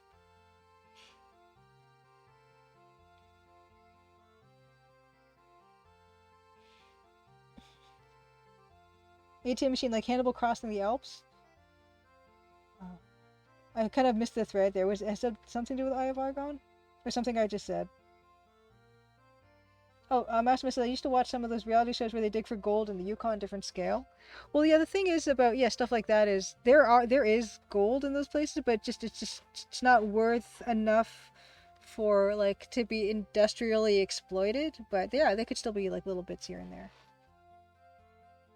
There's actually places that you can do that with diamonds. I think there's a place in Utah that you can go and you can find diamonds, and there are people there that go there for years and sift through all the dirt and stuff and try to find diamonds. There's some places, yeah, and not even just diamonds, but other minerals too, where you can kind of take what you find. They have places. It's really cool. Oh wow, okay, 18 Machine says allegedly on the journey of Hannibal's army to Italy, there were some rocks blocking one of the passes, so he had them dissolved with sour wine. That's so cool. Yeah, that maybe that was calcite or some other type of like I'm sure there's other rocks that are vulnerable to acetic acid. Yeah. That's one of the ways to test for calcite is to try to dissolve it. In fact, I'm actually going to be taking a little bit of a trip pretty soon, where up in Northern Ontario. I'm actually gonna like live a bit of the Crimson Diamond life, where I booked a tour where a tour guide is gonna take me and my friend to like a site, and we already filled out the waivers where we can like take minerals from the site if we find any that we like, and the tour guide person is gonna like take us to a particularly good site and supply like the tools we would need to extract stuff, and I'm really excited about that, and I hopefully we'll find something cool and that I can show you guys. But yeah, this game has really, honestly, it's I've actually that's a lie. I was gonna say I didn't have a rock collection before, but I have a better rock collection now, and my interest in this stuff has definitely been enriched and has grown since I've been working on this game. Yes, and there's something called the Bancroft Jamboree, which is something I've always wanted to go to. So if I get to that, I will definitely tell you guys about that too. Because Bancroft is in Northern Ontario, and it is known for like there's this, it's been going on for 50 plus years, this thing. And actually when I was a kid, my parents took me and my sister to it, and I still have like a button from that time, and I would love to go back. Yes, that's true. 18 Machine. Famously, Cleopatra dissolved a pearl and sour wine to win a bet with Mark Antony as to who could eat the more expensive meal. Yes, I do remember that legendary wager. So yeah, I guess that would seem to indicate that pearls also would dissolve in vinegar. I wonder if we'd see. Yeah, we would see the corner of that crate too, wouldn't we?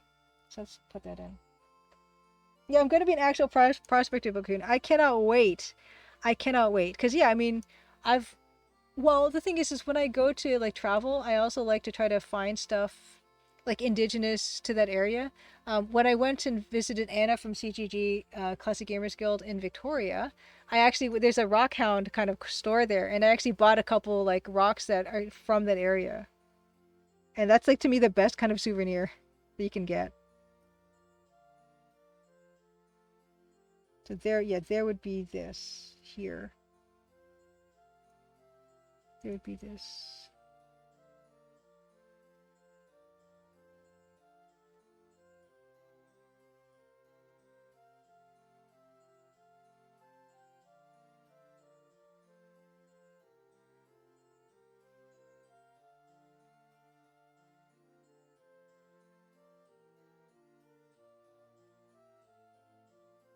Videos or it didn't happen. Yeah, I could probably show. I think I've shown that them in a like a Crimson Gazette, like back when I did visit Anna. But I could definitely dig those up again and show you guys. It's just really cool to think, oh, this is rock from here and this is a rock from there, and yeah, it's a nice little like memento, genuinely of a place. Oh, and I guess I'm gonna need the back, but I will make them thinner.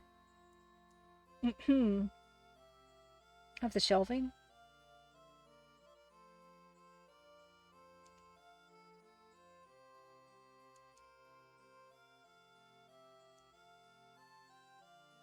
Something like that. And also here. Wait. Yeah, the size of these pixels is just intimidating me. 'Cause they're so small. How are these... Why are they... It's upsetting to me how small they are. Why... Like, that can't be right. I keep checking. Is this for real? It's 320 by 200. This feels wrong. Why do these pixels feel so much bigger? What's going on? What?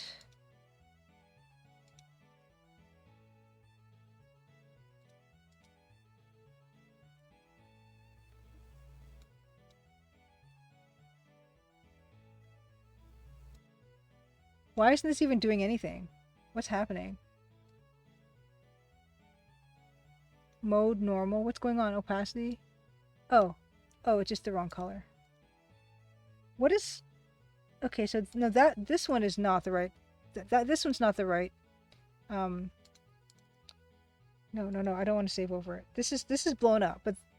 Okay, this one is too big. Hold on, I'm just going to open up something 320 by 200 because this is really bothering me. This doesn't look right. Oh, the upcoming trip. I'll take photos. No, cancel. Why is... Okay. Let's find a piece that's actually 320 by 200. It says that it is, but I don't believe it. Okay, this one. Well, the smallest size should be the 1 pixel.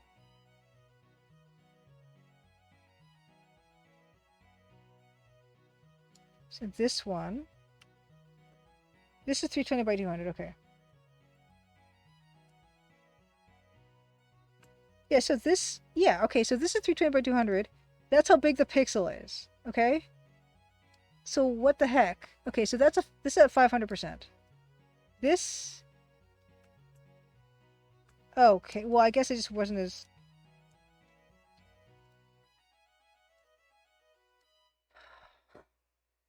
So that's at the same 500%. That's...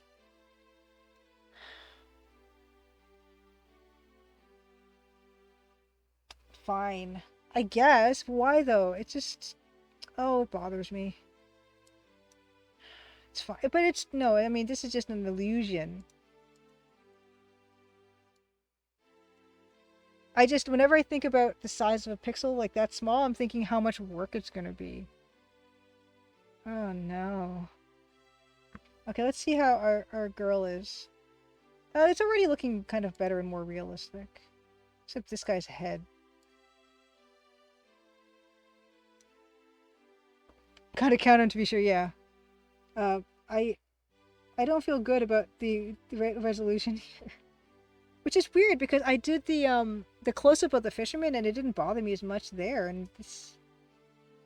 I guess because I was working on this storage basement for so long, I'm used to my usual thing, but like this one, this is just such a big close-up that it's been a while, and I guess I'm just not used to it anymore. Just fill out the rest of them just for, you know, completion's sake. Although, I know, okay, wait, the height seems wrong. Maybe she has to be lower.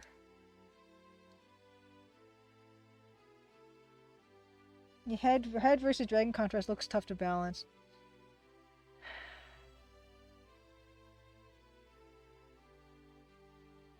Yeah, oh yeah, actually, I had it where she was sitting on this thing last time, and I completely don't have that this time. That was really helpful, wasn't it?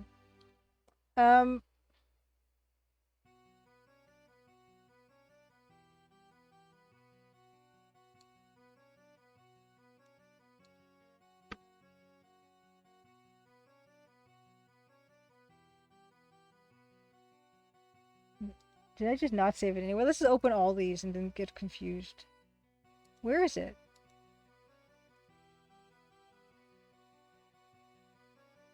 Come on. No, she's not here.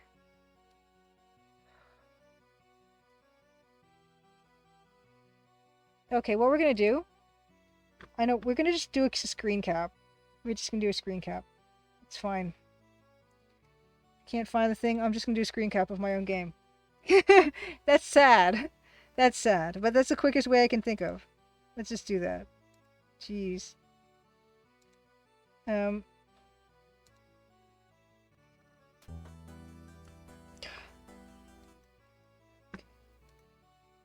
Okay, yeah, we'll fix the heads. That'll be our next order of business. But before I can do that, I'm gonna need to just get this darn screen cap.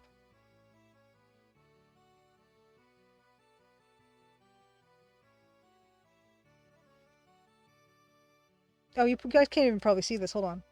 I'll just use my pause. Yeah, you guys can't see this. Hold on. This. Yeah.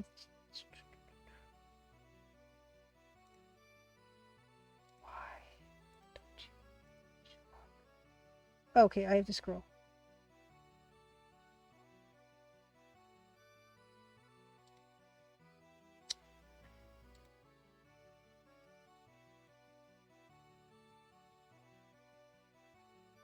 Hold on.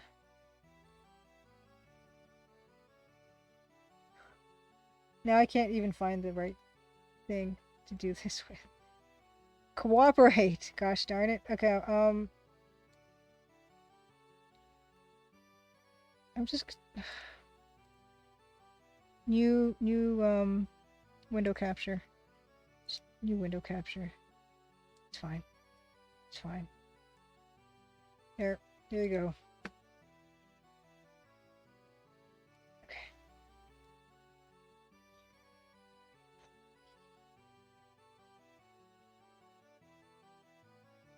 Yeah, the Loom is amazing. It's gorgeous. Yeah, I didn't feel like the pixels were too small here. I don't know what the problem is. Okay. Oh, here we go. Okay, good. Okay. I'm gonna screen cap this.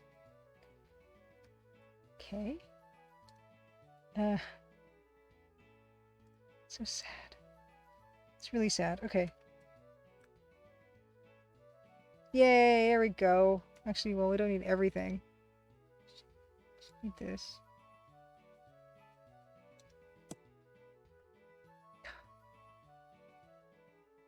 One single pixel. There. Good. We'll just save that as in our reference. Nancy sitting in basement. Great. Okay. Oh yeah, AT Machine. I just put it onto that Loom screen because I was just doing a sound check and I didn't want to like play in the room where we left off. And I knew that I could cast open on those gravestones as a practice.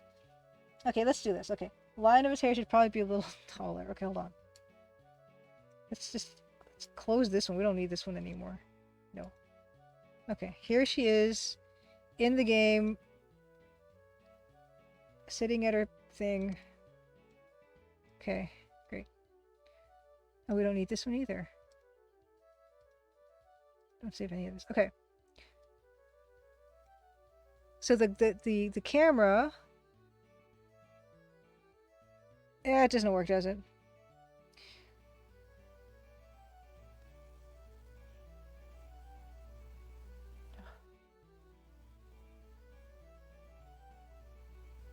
Yeah, they gave us that option to try to open the graves for some reason, ATM machine. I don't know why, and maybe I'll lose the game at the end, but that's a Sierra thinking. Yeah, you know what? It's just gonna be a cheat. ATM machine says, as someone without hair myself, I can tell you that the line of that hair area goes up above the eyebrows and up the size of the head. Yeah. I mean, he should be. I don't even know if he's bald or not. I haven't even thought about designing this character yet. But I should probably... Ooh, no, wrong layer.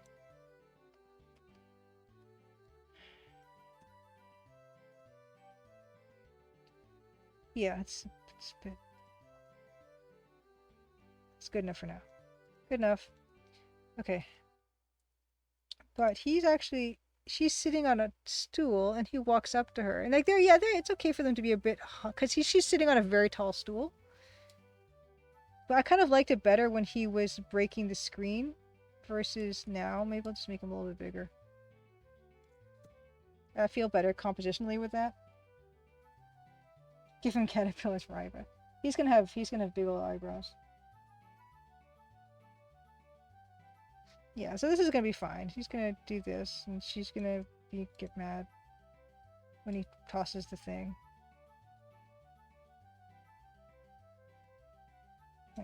Okay, that's fine. Good enough.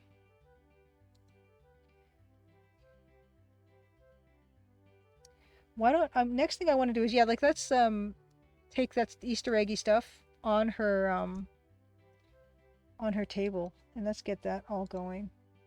Because here, but that's the basic of this is the gems from Colonel's Bequests.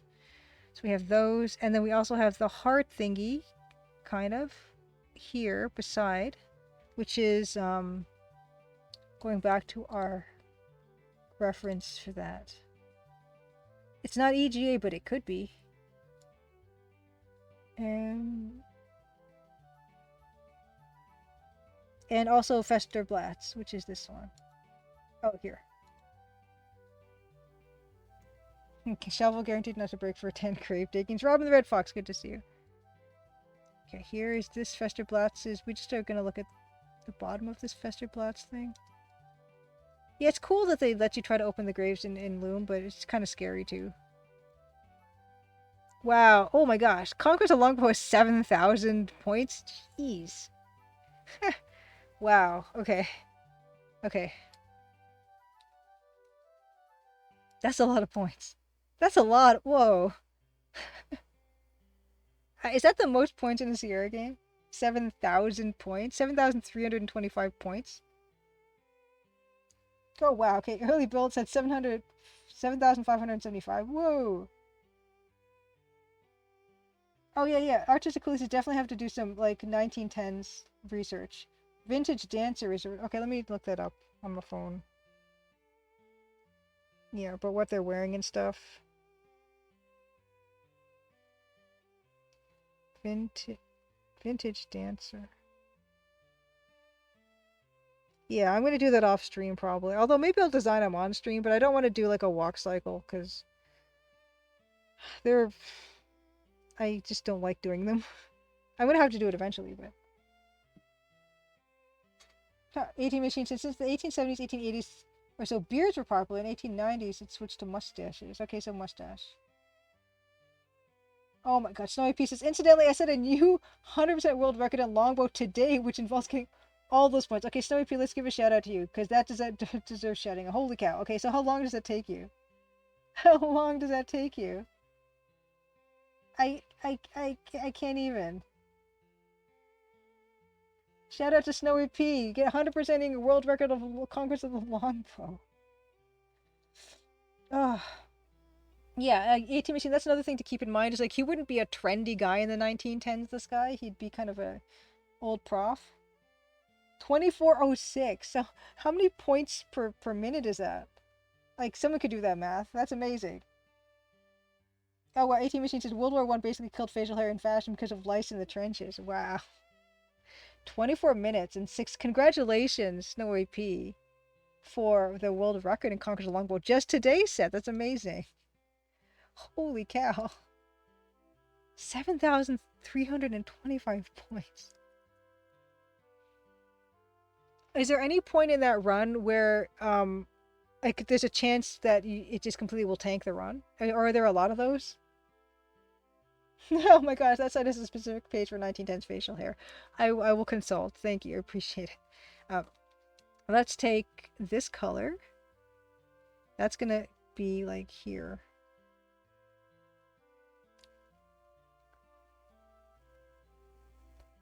And this. And then the Fester. The Fester Blast thing, I might have to move it over to the other side of the paper. Oh no, but then I'd have to redo. No, we're not doing that. I'm just gonna make it so that it's higher, so that the newspaper's not gonna get interfere with it. Okay, so this is hearts. And then this will be Blatt's samples. Oh, so 10:30. This is the usual time we would get into Loom, but I feel like Maybe I'll go a bit longer on this because we did start late. Um, yes, I like this Festerblatt's crystal that is kind of the blue. And it's kind of tall. Oh no, it's clashing.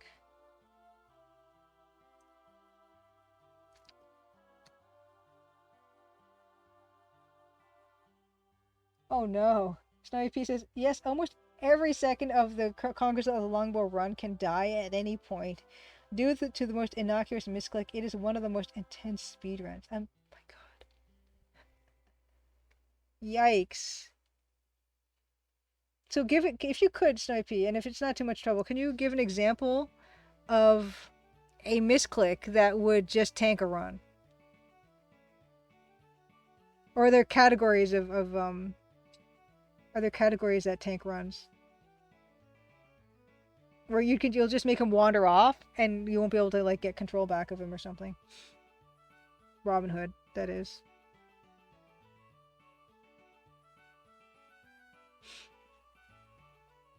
Does he wander? Do you have to guide him like Guybrush in the LeChuck's Revenge? I learned that from watching one Short Eyes videos.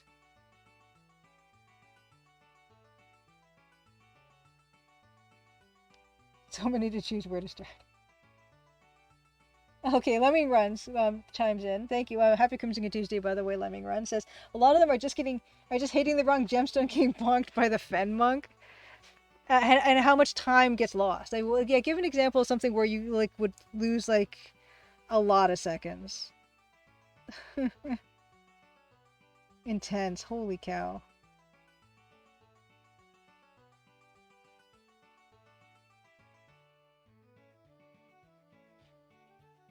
The one closest to the end. Master, so are you knowledgeable of Conquest of the Longbow runs? Oh, if anything, okay. So I see. If that's that close. If anything would lose more than a few seconds to restart. Gotcha. Robin the Red Fox, I do know that people who do King's Quest 3 speedruns usually talk about how the scene with the Yeti in the caves tends to ruin speedruns. That's the one where there's that 13-minute time period when you're on the boat. It's I remember that one from watching one Short Eye speedrun videos. In fact, let's just do the shout out for One Short Eye. Wonderful documentary videos. If anyone's interested in adventure game speedruns, he does the most amazing documentary videos on the history of those and sort of some of the intricacies of what gets involved in those runs. Lemming Run says it's important to select Much's battle plan as well as it fails immediately.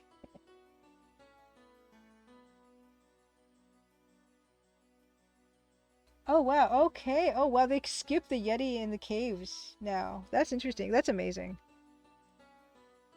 So that's where the Festerblatt stone is, and then there's another like Festerblatt thing, but like the newspaper can go on top of that one. Oh wow, the color is not great.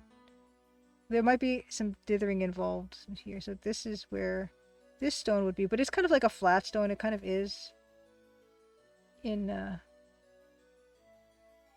Fester's case.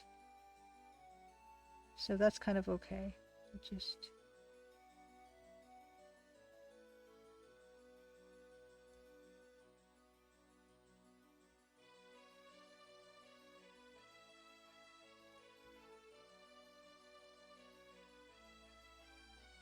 something like that.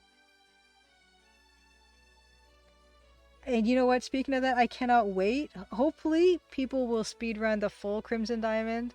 I would love to see it. I would love to see it. I've like that makes me really excited to even think about. It makes me want to finish the game. Sometimes, sometimes there's those days I don't want to finish the game because I don't know who I am without it now anymore.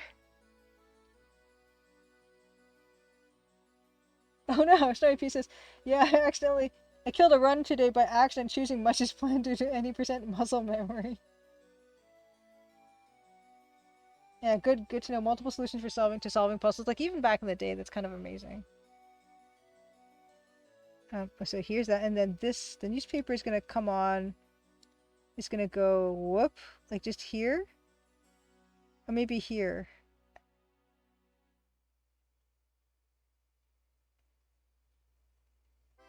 Yeah, so the gems from the sack could be closer, and then he throws it here on top of that one, and then they kind of roll, and then she gets mad. And then he comes in, right? Where he'll like slide in, like she likes to slide in. He'll go whoop. After they talk a bit about the newspaper, because hopefully I think I can get enough detail in this newspaper um, graphic to show the happy fisherman, and he's gonna slide in.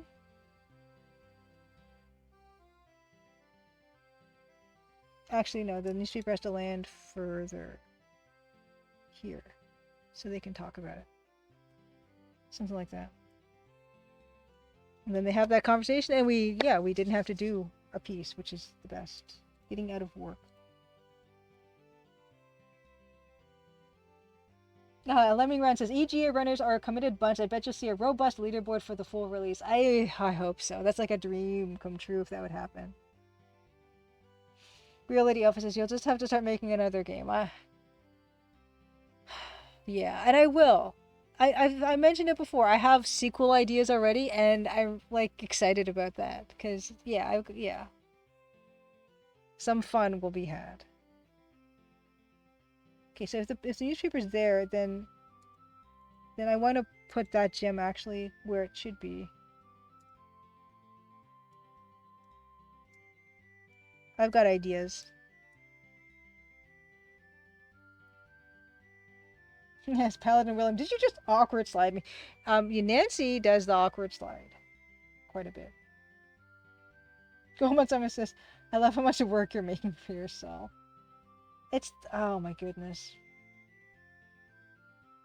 Yeah, Mouse Miss. Yeah, really, Elfie suggested what would happen is, so here's Nancy here working, and then we'll see like he'll toss it onto this, right? And so the round ball gems, whatever. I don't know why these are balls, but they're balls, so they're gonna be balls. The balls. He's gonna hit the balls, right? He's gonna throw this on top here. He's gonna hit the balls, and they're gonna roll onto her paper, and then she's gonna make this face, and then he's gonna slide in. He's gonna awkward slide her here. And then they're gonna have the rest of that conversation. Because the first part of the conversation will be like, "Oh, did you see this newspaper thing? This fisherman pulled this thing from the art. This, and it's gonna be the same, the close up of the fisherman with the hand and the face and stuff. It's gonna be like that because it's gonna be one of those movie conventions where no one's there to take that photo, but that's gonna be the photo that we see because it's gonna visually connect those two scenes, and that's what's gonna be on that, and they're gonna talk about that, and then he's gonna like slide in for the second half of that conversation. Where'd he go? Oh, because I moved him. And he's going to slide in awkwardly. There. And then they're going to have the rest of that conversation. And then it's going to go back to this scene where she gets up off her chair and then, gets her coat and hat. Your animated brain. No, it's really good. Real Lady Elfie. Rude.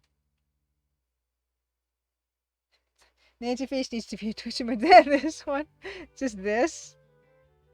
Oh my goodness. Should it just be the happy face and then the mad face? It's ridiculous. Okay. Yeah, that's how I see this being blocked out. And this is something, we find while we're doing it. So that's good. Newspaper I will move aside for now because there's other details. And she also has on her that other side, but we're not going to really see it. We can see some of it, I guess, her purse. I guess I should put the purse also. And I had a reference for the purse that's been lost like a long time ago. Oh well. Purse.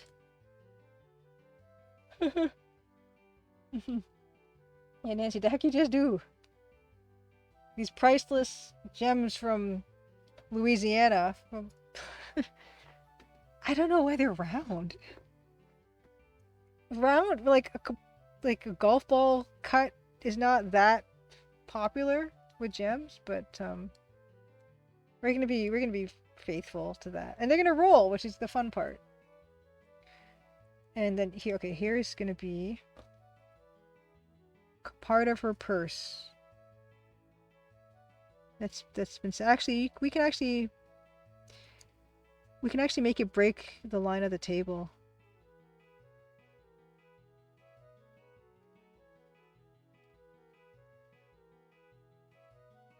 Kinda. It's got like a metal. Like that. Kinda. It's fine.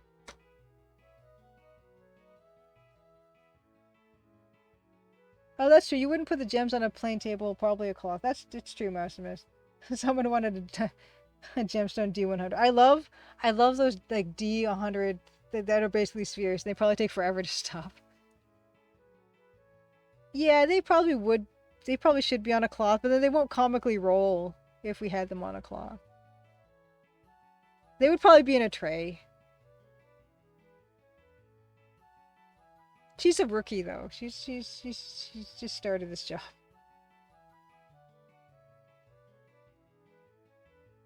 Yeah, I mean, especially considering they are around. But anyway, that's fine. Only you guys know about that. We're gonna very conveniently ignore that.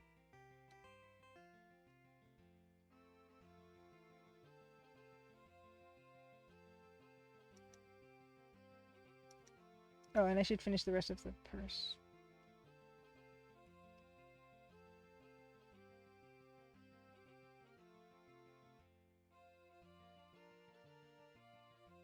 Yeah, purse. I think that's pretty much all the elements we're gonna need for this. Guy, purse, newspaper, the angel, yeah, which is gonna just be an indication of a shape.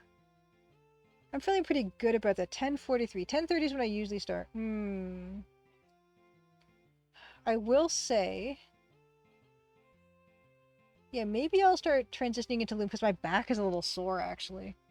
Should have taken an Advil or something. Yes, is it just a junior trainee? Guy per sleep good. Sleep good. I sleep good. Maybe I'll start on Loom soon. Man, I feel fine, but yeah, just my back's a little sore.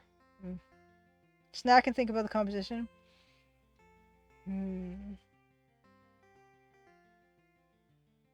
Maybe.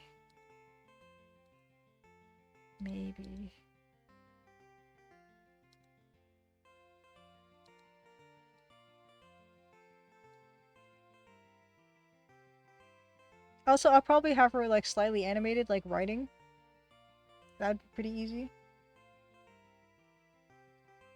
I really like her little button eyes. I don't want to change that, but maybe I should start working on that too.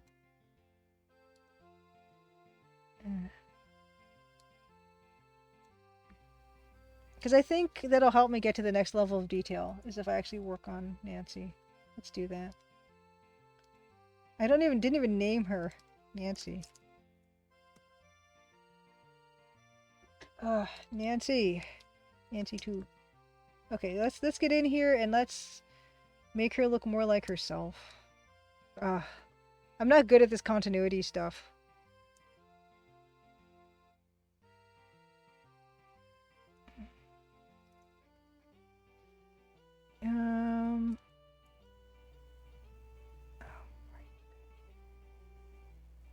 So she's kind of an upturned nose.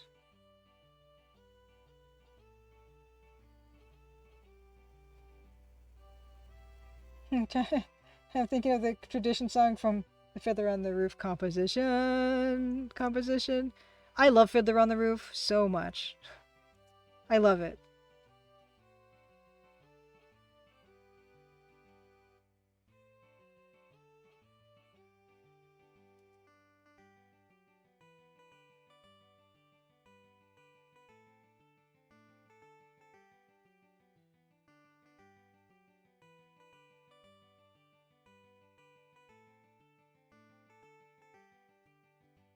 It's not my favorite. My favorite's Sound of Music. But it might be my second favorite.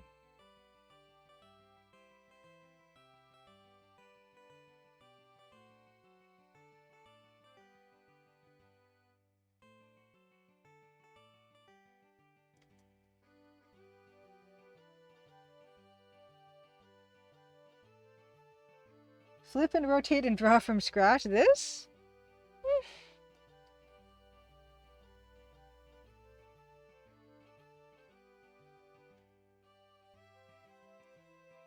I think it'll be okay. I actually prefer like fixing something than trying to draw something from scratch.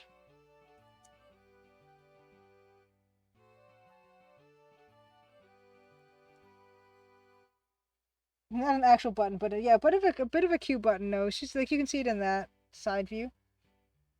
Thank you, Real Lady Elfie. I'm glad you approve of my choices. Because for me, like, every single song on Fiddler on the Roof is amazing. Every single song. And same goes for Sound of Music. I also really love Phantom of the Opera. But, like, not the story as much. And not the actual, like, there's no real Phantom of the Opera movie that I like. I really like the music. I like all the music of Phantom of the Opera so much.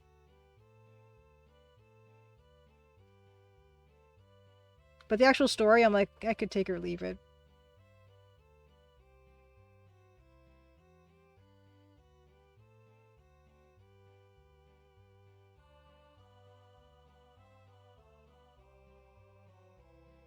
But I love me some Andrew Lloyd Webber. Thank you. Evil Tentacle with the emoji. Here's another Nancy reference in case you need it. His button eye is not at all creepy. You're clearly in a quoting would push the button, Max? What? Oh, is that's from Sound of Music, I'm assuming. It's a distorted dragon face. Wah! Yeah, he doesn't look that scary, does he? I'm a dragon. Ah!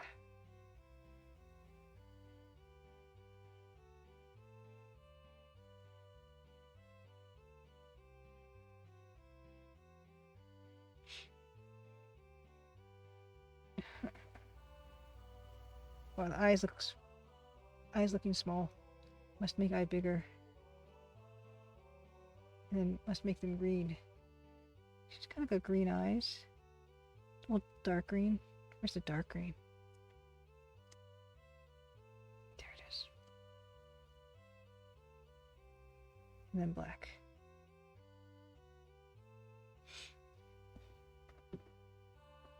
Oh, Real Lady Elfie says, I like the slipper and the rose, but not very many people know that one. Your choices are high on my list, though I do love Andrew Lloyd Webber too. I know people say it's cheesy, but I don't care. There's some really non-cheesy stuff in there. I've not seen the Star Wars musical or listened to it. Oh, that's true. I have the Christmas cards. I actually, I thought they were down here. What the heck? Oh, I have this one.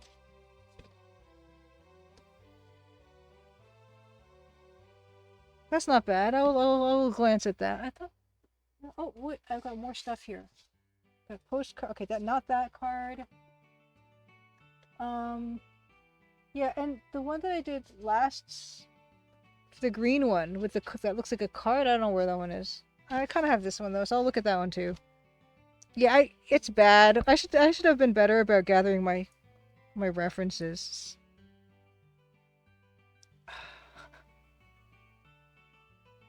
Like, you guys are telling me, like, where it'd be better for me to get my references from.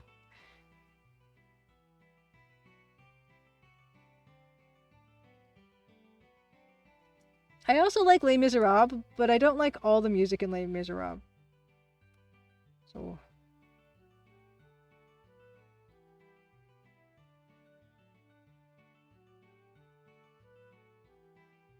She's got snake eyes. Oh, button quote is from the Great Racing Comedy Race Me. Okay, because I thought it was cause there's a friend of theirs in Sound of Music called Max, and he like helps them put on their show and their, you know, etc. No spoilers. Okay, Valen keeps telling his minion to push a button. Hijinks ensue. Okay, it'll be fine. It'll be fine. I somehow like managed to do this. somehow. Although I don't think she's like very consistently like I don't think she consistently has the same look. She's like bad. I'm not good at that. She needs like a chin, more chin. And I really wanted her to like in the same tradition of Laura Bow is I didn't want Nancy to be like a sexy, gorgeous woman. Like I wanted her to just look like a normal person. That was kind of important to me.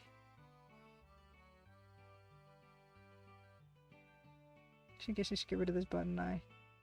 Because I love how Laura Bow looks. Like they did not try to like make her look all glamorous or anything. She just looks like a normal girl. And I really appreciate that. It's a really good decision. Oh, whoops.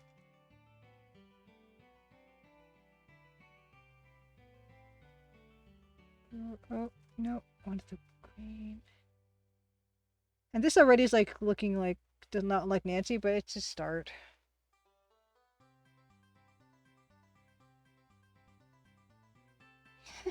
Nancy can get dolled up and sexy in the second game film like Laura Bow. Aw, drunk girl, thank you. Nancy's cute up on the with those freckles in the nose. Thank you. Yeah, I guess, you know, she's kind of a... She's all, like, young and enthusiastic. Like, yeah, she can be kind of cute.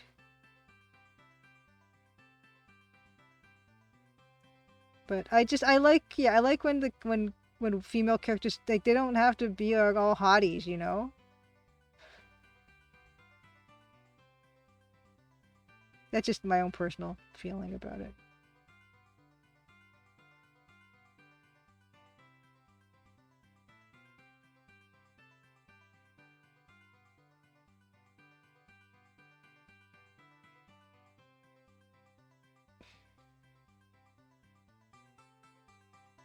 Watch me fail to draw my own character. Also, yeah, I didn't give her, like, hooded eyes or anything. Reality officers, but cute can be normal. Normal or normal can be hot. Beta human, yes. Nancy Maple is a sex symbol of the century and the last. Yes, yes.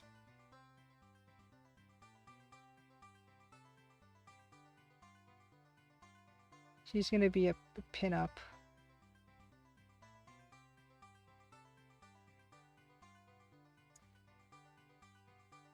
That's something I really liked about those Usborne puzzle adventures, like the Solve It Yourself books, is like they have girl detective characters and they just look like people, and I love it. They're kind of cartoony.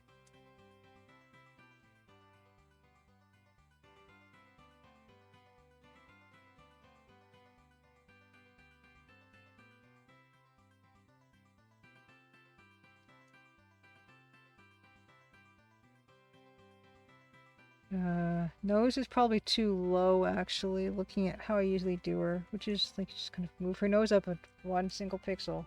That'll probably do it. Yeah, that's fine.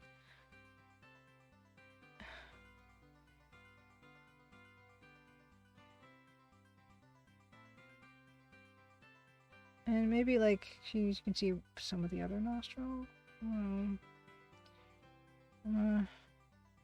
No,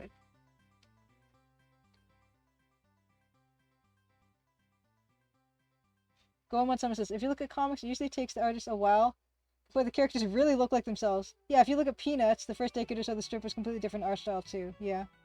Oh no, no, I know, Mouse Miss. This is gonna take a while. This is hard. This is gonna take some doing. Her mouth is like low too. Oops. Like, yeah. I think I did a decent job, yeah, with the cards. I should have, like, yeah, I gotta dig the cards up. Look at her little face. It's just like, ah. Ah. No, she doesn't have, like, big old lips either. Like, she doesn't have full lips.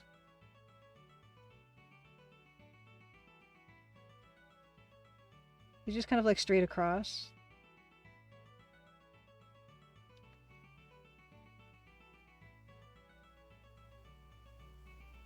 Mary Pat, happy Crimson Tuesday. Says, hello, Julie. It's been quite a while since I was here last time. I just checked the trailer on Steam. And I have to say the artwork for this game is awesome. Thank you. Attention to detail is just unmatched. Thank you, Mary Pat. Happy Crimson Tuesday to you. Welcome back. Yeah, and thanks for watching the the trailer. And it's all about the details. Didn't they say that about the devil or something? Devil's in the details. Yeah, I'm not going to be too concerned about like the pupil sizes yet. I'll worry about that in a bit. Oh, well, Evil Tentacle says, so I learned there is a Parlor Games with Laura Bow Sierra game the other day. I didn't know that. Will there be similar one to Nancy Maple? Parlor Games with Laura Bow. Okay, hold on. Hold on one moment. I need to Google this like immediately. I did not know this existed. Hold on. Parlor Games with Laura Bow. What is this? What is this? Oh my goodness. Okay, did I know this existed? Hold on, let me look at screenshots. I don't know if I didn't. Yacht and Domino. Okay, maybe I did see this. Those screenshots look strange. No, I did not know that existed. That's great. Okay, back. Fantastic. Paladin William, have a good dinner, and you gotta let us know what you had, because I'm all about the food.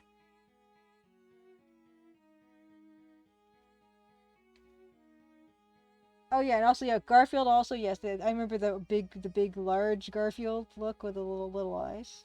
Yes, and thank you for stopping by, Mary Pat, as well, of course. Yes. Oh, ATM Machine says, Sears Hoyle 3 game book of games. For some reason, Laura Bow's close-up has a white dress and brown hair, a bit like Princess Leia. Duck face Nancy. Yeah, let's get her other lip in there. I don't tend to, like, usually I make her, like, with her mouth open. I don't know what. I'm gonna just start recording again. Okay. Photoshop, thanks. I'm gonna have to watch that. Okay, yep. Okay. That's not good. F in chat for Photoshop. This stuff. I don't think, all my files are very small. But I wouldn't put it past it. Segment fault core dump.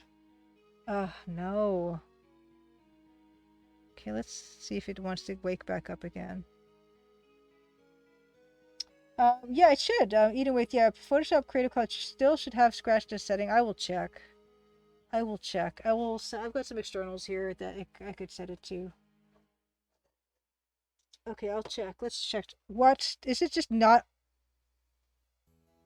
It's just not wanting to open. Hold on. Oh, no, it did. Oh, it's just really slow.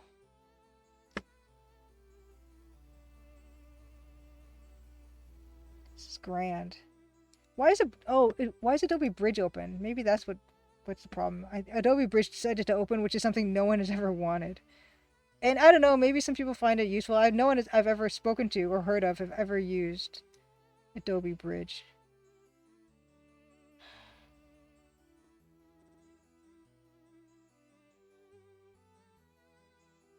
Oh, Blahot says, I've gotten that in the past while working on a lot of files with Editor Overclose in Photoshop, but it's not in a while. Alright, hold on, let me get back my stuff. I don't think I would have lost any information. But, I'll just open up the one file. It's like, I don't know, 100 kilobytes. Can you handle that? I'll just look at the Christmas card for reference. This thing wants to have a fit. Okay, so here we are. We're back here, and like Nancy's face is too big, I can already tell, which is good. Thank you, Photoshop, for giving me time away. Let's check preferences. Scratched it. Oh, shoot. I didn't want image processing. Give me a second. Preferences. Scratch disks. Yeah. ATM Machine. Adobe Bridge. Isn't that where Gandalf fought the Balrog and Moria? Oh, Evil Tentacle was thinking the same thing about Adobe Bridge the other day. Reality Alfie asks, What is Adobe Bridge? No one knows. No one knows. Okay, yeah, I already have D. D's got 600 gigabytes. That's my second scratch drive. Should D... You know what? D will be my primary. Can I make D my primary? Fine. Don't have...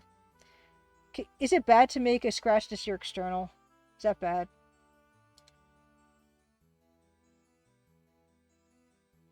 Yeah, eating with Photoshop, I'm suggesting to take a break and play Loom. We're going to just do that. We're going to untick the C for scratch discs.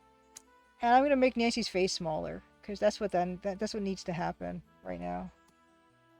I always make my faces too big.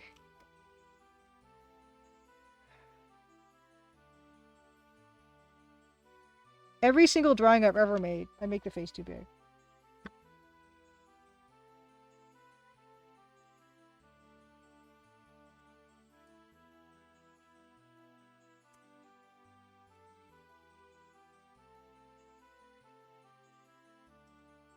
Yeah, it was way too big.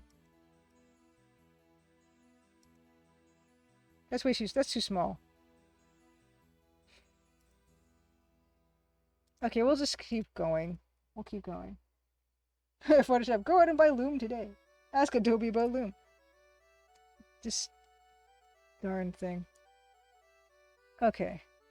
Okay, so now hopefully everything's gonna be cool. Hopefully everything's gonna be cool. Yeah, usually I make Nancy's mouth open. Ah.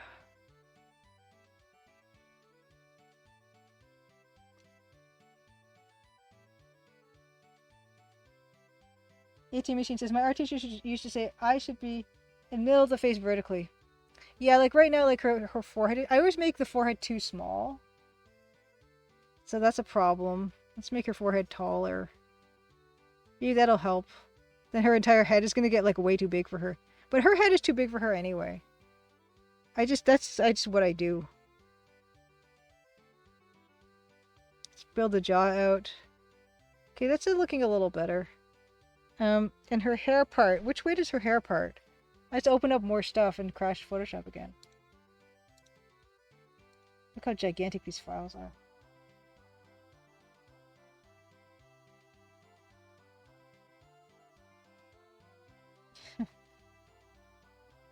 Yeah, 4th grade trying to erase crayon eyes on my life-sized cutout looked horrible. What? You have a huge AT machine. I've got a big. I have a big head. That's why I make my characters look like they have big heads. Yeah. Okay, her part is the bigger part is on her right-hand side of her face. Okay. So that means this side is the bigger part.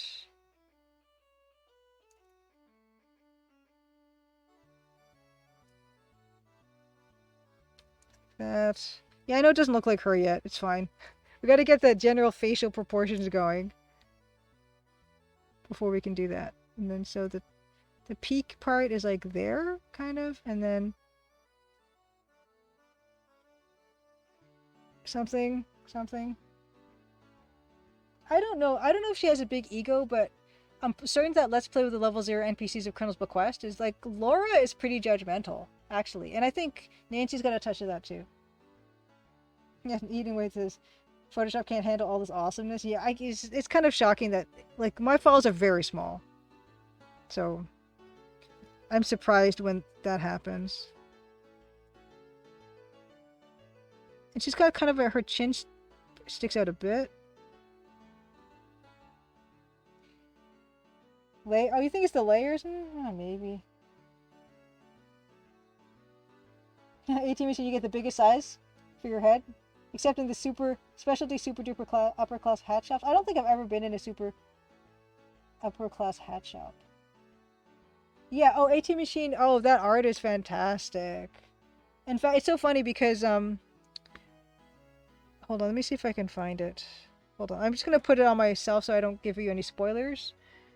Let me see if I can find it, because it's kind of okay. Yeah, here it is. Okay, hold on. So here is that artwork, and it's funny because I was asking Matt, like, did you like look at this for this? Like, did you look at the Nancy? And actually, Luke thought the same thing, that he had looked at mine, but no, he hadn't, and I totally understand. Oh, ATK 42 games. Happy Crimson Good Tuesday. Thank you so much for the raid. I wish to give a shout out here. Hey, hey, hey. How are you folks doing? And what have you been up to tonight? Shout out. Hey, hey. Oh no, Mary Pratt loves snapback hats, and none of them ever fit my gigantic head. I'm always on the second to last button or third if I'm lucky. You know what? I actually have some snapback caps here, so let me do that. I'm gonna see how it fits for my head. Okay. Okay, hold on. We're gonna do this. We're gonna check to see how massive my head is. And the snapback I have is I just you oh the kickstand on my mobile studio just snapped off. Give me a second. How you do this? Give me a second. Sorry. Okay, that's fine. Oh, you. Okay, I'm just not gonna. Hold on. I wanted to see how big my head is in comparison to other people's heads. Hold on, sorry. Snap.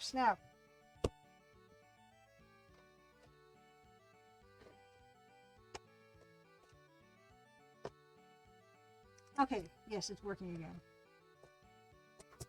Okay, thank you. Oh, sorry I hit the mic. Oh, and Nancy, stop twisting! It's a disaster. Okay, I'm gonna take off the hair thing. And my hair is disgusting today because I came back from soccer and I didn't get a chance to wash it, but let's see how big my head is. You hear good things about Loom? It's Kevin. Yes, Loom is amazing. Yeah, my equipment is conspiring against me. Okay, so we're gonna do this hat. Which is a hat that you can get off of my fourth wall. Okay, and so let's see at what snapback. Usually, honestly, when I wear these, I don't like having my hats be too tight. Let's see how far I will go with this before it's like not comfortable. I don't even like that. That hurts my forehead.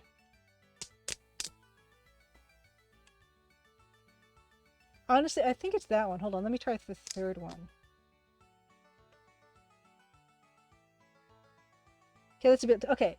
Honestly, for me, and I'm not tall. For me, it's comfortable for the snapback to be there.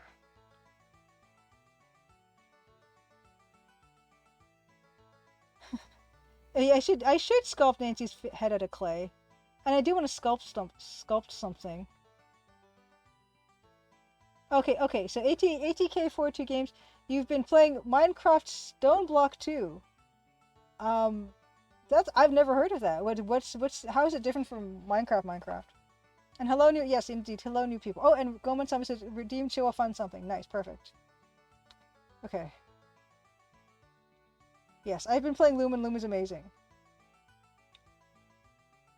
You don't like a baseball cap personally, you much prefer flat caps. What's a flat cap? Quilt Nancy wants to spin. Like Nancy wants to spin in the chair.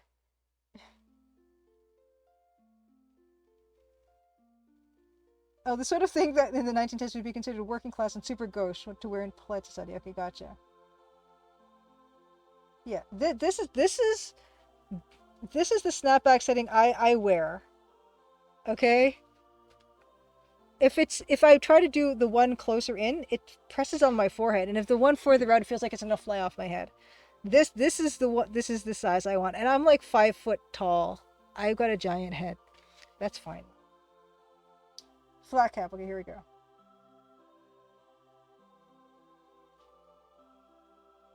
Oh yeah, okay, I gotcha. Those ones. That's kind of what I was thinking. I didn't know what it was called. Okay. Okay.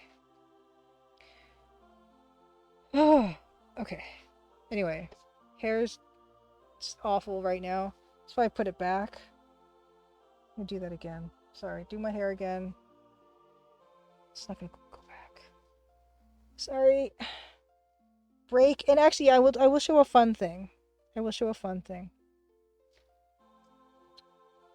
Let's see. Yeah, brain's gotta fit somewhere. Okay, mod pack. Okay, ATK4 says Minecraft Stone Block 2 is a. Because I want to know this. Mod pack. Imagine Minecraft. You start in a world filled entirely with stone. Awesome. Oh, 18 Machine says Wiki says flat caps from England traditionally associated with north of England as the working class. Time to let you know them. Oh yeah, Mary Pat. Okay, yeah. The baseball cap I was wearing is on my fourth wall store. So you got the Sideways Nancy. This thing. Embroidered. Embroidered hat. Okay, show a fun thing. Okay. Thank you for the redemption Goman Sama. Let's see what I have on. Oh, you know, okay, here. This is okay, it's okay, Goman Sama. I will give you options. Goman Sama. I've got VHS. I've got comic. And I have magazine. VHS, comic, or magazine. Goman Sama. Oh yeah, totally flat cap. Would be would be seen in Canada. I think I might have put one on in one of the train guys, in fact. Okay, Goman Sama. If you don't want to pick the one that I was thinking of, I will do that one. If you don't want to pick. If you want to leave it to dealer's choice.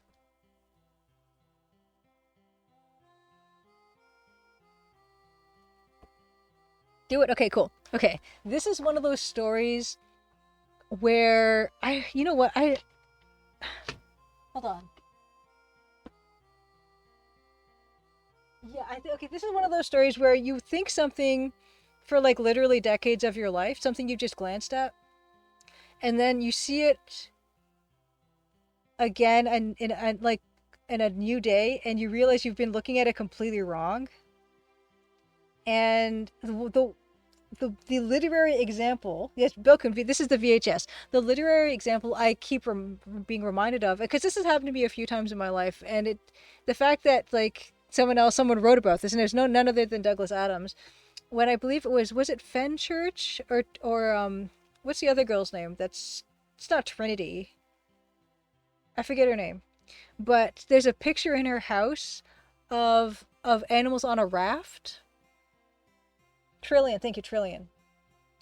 Trillian talks about, I think it was Trillian, she talks about a picture in her house where there were a bunch of animals on a raft, and then there was an otter that was not on the raft, and she felt really sad for the otter that wasn't on the raft because they, why isn't it on the raft with all the other animals? And she felt like it was like kind of being isolated and it didn't get to be part of the group and stuff. And she'd been looking at it ever since she was a kid, and then she looked at it when she was an adult, and she realized that, I think this is how it goes, she realizes that the otter is pulling the raft, and that's why it's in the water and not on the raft. And anyone can feel free to correct me from that story if that's not the actual story that Douglas Adams writes in that. But I had the same experience where you look at something your whole life and you kind of like have this, you wonder about it, and you're like, well, I wonder why that is that way. And then you look at it, like I just literally looked at this like last week, and I'm like, it totally blew my mind. I've been looking at it wrong my entire life. And okay, so, yeah, so my dad collected VHS cassettes, and so we've got VHS cassettes on the shelves and everything. And there's one that I've always looked at, and I thought, why is this even here? Because I don't remember my dad liking this type of movie, and I've never seen him watch it, and he's never said that he liked it, and I never thought that he did like it. So yes, okay, ATK42 games. Okay, yeah, it's based. That's the basic gist of the story. And then she had this wave of relief wash over her from decades of like minor worrying about the otter that was in the water and not on the raft, and that it's just a kind of a really funny feeling. But I hopefully other people have had this feeling. But I've had this feeling about this. Okay, so so it's this movie. Okay, oh, okay, The Bodyguard. Okay, I kind of spoiled it, but like you can see, and I'm like the Bodyguard, like the Kevin Costner Whitney Houston movie. Like I don't remember him ever watching that, and I don't, I don't think he likes Kevin Costner. I don't think he likes Whitney Houston. Oh, Real Canadian Rage, Happy Crimson Tuesday.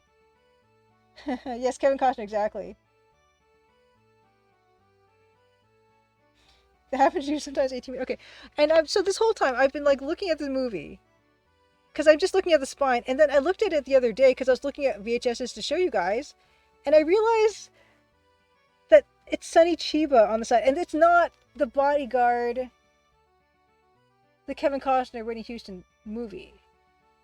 It's this Sonny Chiba movie, and honestly, like I actually want to go back to the shelf and just double check to make sure that there's not two Bodyguards on that shelf and one is the Kevin Costner, because I could have sworn it was the Kevin Costner Whitney Houston movie.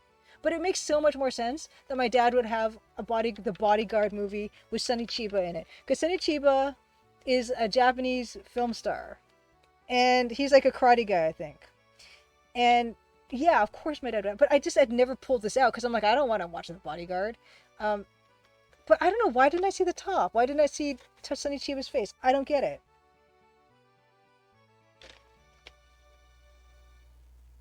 Oh my gosh, okay, Sonny Chiba, no one else. Okay, let's read about Sonny Chiba. The Bodyguard. Sonny Chiba decides to do something about the flood of illegal drugs that are getting into Japan by hiring himself out as a bodyguard to anyone involved in the drug trade needing his help. He gets more than he bargained for when a beautiful woman who seeks out his help is really the mistress of a recently murdered mobster. Now he finds that not only the Italian mob, but the Yakuza are on their trail. 88 minutes. Sonny Chiba was a cool action dude, and it totally makes sense. That I've not seen this though. You know what? Real Canadian Rage. I know Kevin Costner's English accent was horrible, and his hair was not like of the era. It was very moosed. But I recently watched, like not recently, but over the past few years, I think I've rewatched Robin Hood, Prince of Thieves.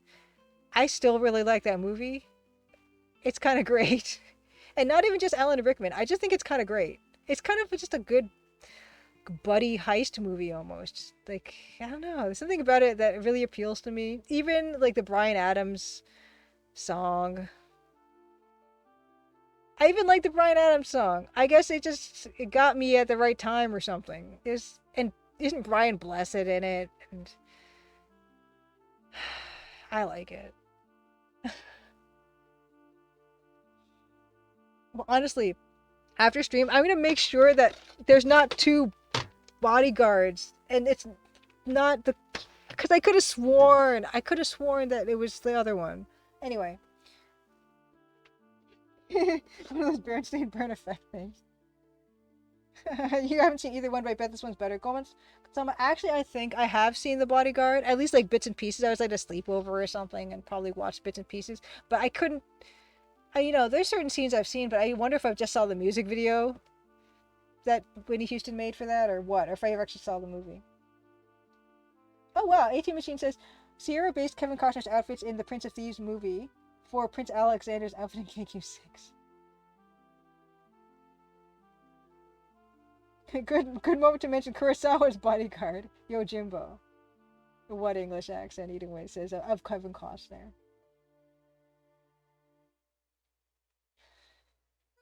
Yes, Men in Tights is also a fun movie. A Real Lady Alpha, your husband loves that movie, thinks Alan Rickman is hilarious. Alan Rickman is a treasure. It was a treasure. But I just like everything about that movie. I don't know. Morgan Freeman's in it, and where's it? Christian Slater is in it. It's great. I don't know. I like it. Is it not a good movie? Do people not like that movie? I don't know. You cannot. It's okay. Dokun, you got to go to Renfest and sing. We're men in tights. Tights. From Robin Hood Men in Tights. I think I've seen it like once. Yes, we look like... I don't know if you're allowed to say that word. Game Dev Jeff, Christian Slayer, yes. Which reminds me, yes. I don't know. I think was it Judith Butler's Lover? I think, or was it the Real Lady Elfie? I can't remember which of you. And I don't know why I conflate you two. Maybe just the cadence of those two names. But did you ever get to see Sneakers? The person I recommended Sneakers to? Did you watch it? Because that has the other Christian Slater, the better Christian Slater, and that was River Phoenix. Fantastic movie. I always like confuse those two. Errol Flynn, best serious live action Robin Hood. Zachariah I am. Sneakers is good. Okay, haven't watched it yet. Okay, it was Real Lady Elfie. Okay. Anything with Morgan Freeman can't be bad. He was in that other movie with Angelina Jolie and James McAvoy, McAvey, or whatever you pronounce it. That was a bad movie, but he was in it. Anyway, I don't know. Something about it I don't mind. BMD nerd. I watched the Robin Hood movie just so I could see men in tights.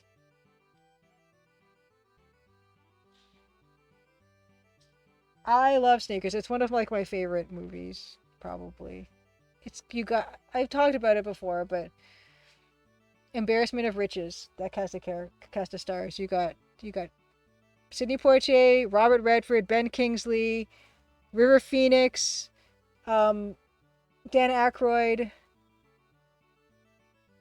James Earl Jones, Mary Battlestar Galactica, and that guy from that serial like Law and Order show, I think. Wanted is the movie. Thank you, BMD nerd. It's a very like generic name.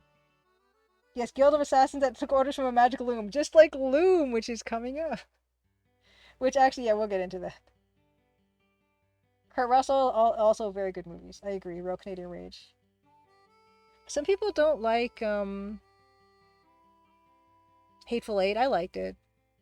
I know it's all in like basically one setting, but I like that type of thing. Yes, the movie chat wants us to play them. Okay, is Sneakers being streamed on anything? Real Lady Elfie asks. You could, I mean, probably to like maybe not for free, but you can definitely rent it streaming.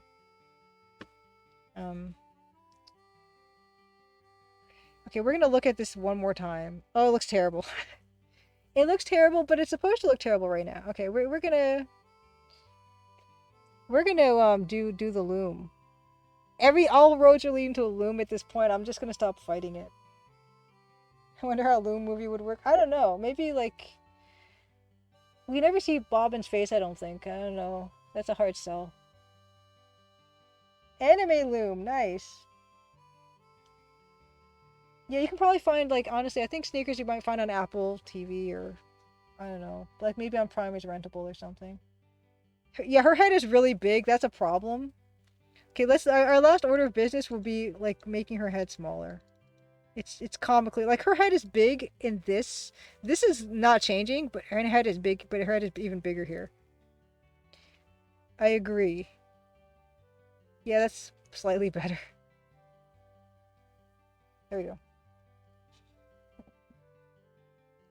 Adventure Island has an anime. Adventure Island? I don't know. I'm not sure if I know that. And Don Bluth in his prime. Could have done a Loom. I don't think it's ever gonna happen. Because it's like kind of bizarre. It's kind of a bizarre story. Okay, I'm going to save this. I'm going to back it up on my externals and on my Google Drive. And I'm going to go to snack time. And we're going to start Loom. Because, yeah, fate demands it. Nancy Maple, Ontario's kickboxing champion.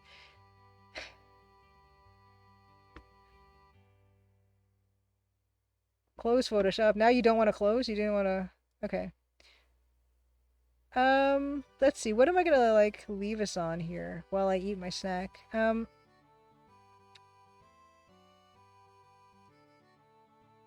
going to... Where is this? Where is this? Where is the thing that's on? Okay, window cap. Okay, I'm gonna leave this on this again. If anyone who's come in late, I have started doing a collaborative let's play of the Colonel's Bequests with the level 0 NPCs. And you can see they've got a library of completed Let's Plays of a bunch of Sierra games on there. This is my first time collaborating with them, and hopefully I'm going to continue on with that because we're just having so much fun with it. Um, those come out usually over the weekend, but the first two parts of the Chronos Bequest playthrough are up on their channel now. I do recommend checking it out if you're just interested in banter and just people having fun playing a game that they like. And actually, it's funny because haven't Matt and Alex haven't played it, so it's nice to get people who've not played it. And Luke and I are a bit more familiar, and I'm pretty familiar with it. It's a good combination. The Crimson Bequest, the Colonel's Diamond. Okay, Adventure Island is a side-scrolling platform. You play caveman who usually has to rescue his lady friend from monsters or aliens. That's an anime. I would like to see more anime based on computer games, like DOS games, more than like live action shows based on anime. That'd be interesting to me. Okay. Crimson Bequest is a good name for that murder party. Master Higgins. Master Higgins. Master Higgins. Real Canadian Rage. Are you doing a Mary Poppins reference? Or is that like an anime? Or is that... I'm a little bit tired. Oh, he stars... Okay, he stars in Adventure Island. Okay. Gotcha. Sorry, side-scrolling platformer. Turned anime. That's cool. Okay. I'm gonna mute myself. I'll leave this up just because it's amazing artwork that Matt has done and it's wonderful. And yeah, we're gonna get into it soon. But I'm gonna turn my mic off so you don't have to listen to me eat. Oh, and Game Dev Jeff, by the way, thank you so much for the resub. Before I forget. Okay, mic off.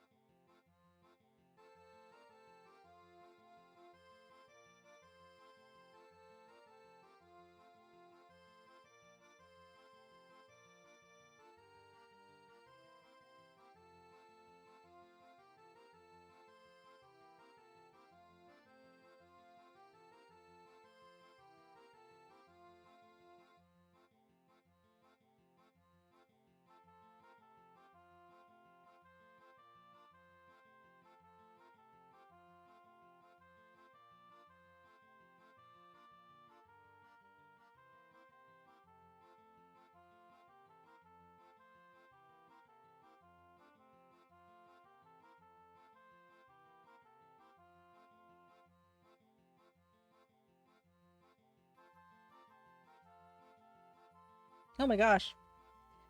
Mary Pat. Yeah, I didn't mention this, and I don't know if I should turn this off. And please let me know if anyone wants me to turn that off. But yeah, the fourth wall has Twitch integration, so I can have notifications pop up when people like purchase stuff. And yeah, I don't know if that's something I should just turn off or what. The integration was there mostly for me, because when I do giveaways, I wanted the notifications to pop up, and that's kind of like a weird side effect that I didn't anticipate. So please let me know if anyone feels like they want that turned off or whatever, just in case. But thank you. Mary Pat, thank you so much. Yeah, thank you for buying. I think I can't even remember what it said. It said hats, I suppose. Yeah, thank you so much for buying the hats, and thank you so much for your support. This is, I mostly stream. Excuse me. I mostly stream as kind of a social thing, I guess. It started out as Dan saying we should try streaming and promote the game or whatnot, but it's honestly the best part of it is just coming on here for a few hours and hanging out with you guys, and you guys tell me all kinds of stuff. I learn all sorts of interesting things. And like also it's really cool because I get to meet awesome streamers, Drunkarella and Real Canadian Rage and ATK42 Games, One Eyed Freak. But it's always so nice to like feel like you're part of a community of people and that you get to like recognize names and stuff. Um, there's so much good to this. That's why I tell you guys every single time you ask, am I gonna keep streaming after, if and when this game Crimson Diamond is ever finished? I'm not gonna stop streaming because streaming has just been so wonderful, for so many reasons. So thank you, Mary Pat, again, and thank you all of you for being here and being here for Crimson Tuesday, making Crimson Tuesday what it is, and making it such a lovely time. Really, really lovely time. And I don't like to skip. I tend to be pretty regular. I usually during the year I might do 2 weeks off over the Christmas holidays or something. Very rarely do I skip because yeah, I'll race home after soccer and be like all sweaty and try to like be all presentable and stuff. But even if we have to start late, it's better than not doing it at all. And even doing the Let's Plays. I wouldn't have played Morphville Manor probably ever. I never certainly wouldn't have finished it. Legend of the Sword, ditto. All those things. Oh, yeah. Nothing but upsides for me as far as I'm concerned. And Smith announced that Whispers of the West is a multiplayer murder mystery adventure game that got released, and that is really intriguing. I don't know if I'd want to play it, but I just, you know what, I should just look it up on my phone because that's kind of incredible. Um just I like the ambition of that. Whispers of the West. Interesting. Point and click murder mystery game that supports online co-op for 1 to 4 players. Each story is an hour-long intriguing mystery waiting to be solved. You can either work solo or team up with your friends to solve the cases. That's really cool. That's really cool. That's awesome. Okay. Honestly, myself and I don't think it's going to surprise anyone to hear me say this, but I'm usually more of a refinement person versus innovation. I'm not that interested. Well, and historically, I've not been that interested in adventure games that are FMV or 3D, because back in the day, they went from beautiful, gorgeous EGA pixel art that I loved to what I considered a major downgrade, which was, yeah, like blurry video, and even VGA. VGA was fine, but like it was kind of blurry too. And then you get the like early 3D games which were just very choppy and they didn't look that good either. I just love continuing to try to improve a format that already exists that I love so much. And yeah, so usually when I see stuff that's like pushing the envelope or doing something new, I'm really not that interested. I just want to see a good game and a good story well told. But that sounds interesting. I am very much interested in that, because it's not just about visuals, it's about actual gameplay innovation, which is kind of exciting. Oh, well, you met the developer at Adventure X? Oh my gosh. Cool. Yeah, Betty Human. If playing Morphville Manor was a price you had to pay to meet me, then surely it was worth it. Is that when you discovered Crimson Tuesdays Beta Human was Mortville Manor, the spreadsheets. I I got weirdly into that, and I can't even explain it. Maripet says, it's awesome to me that someone puts in as much work as you do in a project like this. I've been on and off following progress of you making this game for a long time. I just want to appreciate the effort and the awesomeness. Thank you. It feels like it takes forever, and I've pushed back that release date like 4 times, and I probably will again. Honestly, you guys, the year is half over, and the game's not finished yet, and I need to test it, and I still need to make Chapter 7, which is not gameplay, but there will be, there will be assets needed for that because it's going to be a bunch of different endings and everything. So yeah, I'm really starting to think it's not going to happen, and I don't want to rush it because after you spend this long on something, the last thing you want to do is like rush it out half baked. And I don't have a publisher breathing down my neck. And you guys are always so patient and supportive that there's no real reason for me to try to like rush it. I'm gonna try to finish it this year, but yeah, we'll see. We'll see. Neon Totem says the spreadsheet dedication was pretty amazing. Still have this old spiral notebook with all these notes when I played Mean Streets back in the day. I there's something about it, honestly. Um, that's why sometimes like I don't do a lot of like journaling or like writing stuff down, but sometimes occasionally when I'm feeling like you're just in the mood for it, I want to like record something. I will write down a bit of a something about it's it's Thursday, November 25th, and I'm in my room and it's 8:37 p.m. and then I'll write a little thing about how I'm feeling, what I'm thinking, and then I'll do like a little sketch sometimes to go along with it, and it just like it helps. All that helps to like just bring you back to that time again, and I think the sketch particularly helps for some reason. That dreaded last 20% exactly. ATM machine secret ending. Nancy Maple axe murder. Spoilers. Oh, nice. Okay, Mary Pat says, I can understand that what goes into it. I'm writing an EP myself, trying to play all the instruments myself. It takes a long time to do stuff. Oh my gosh. And Game Dev Jeff seconds. If you are on a team of 15 people, like some classic game stuff takes time. Okay, okay. Beta Human says, I was here well before Morphle Manor, but I figured that if you had never started streaming, you also would have never played Morphle Manor. That's very...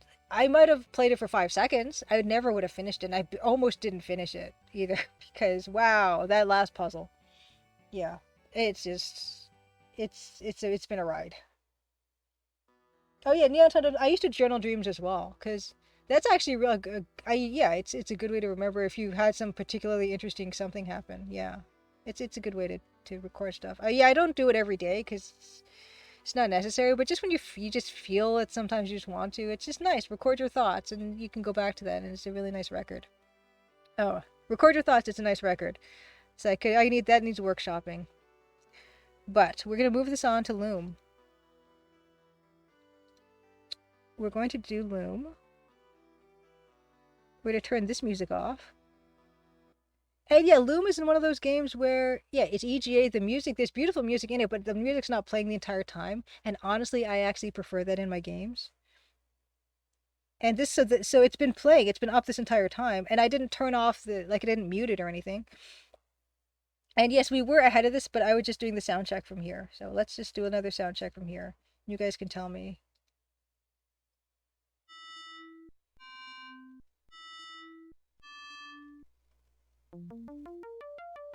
How's that? Yeah, exactly, Beta Human. The first 80% of the project takes the first 80% of the time, last 20% takes second 80% of the time. Notes were in tune, the volume, is the volume any good? This might be the tiniest bobbin.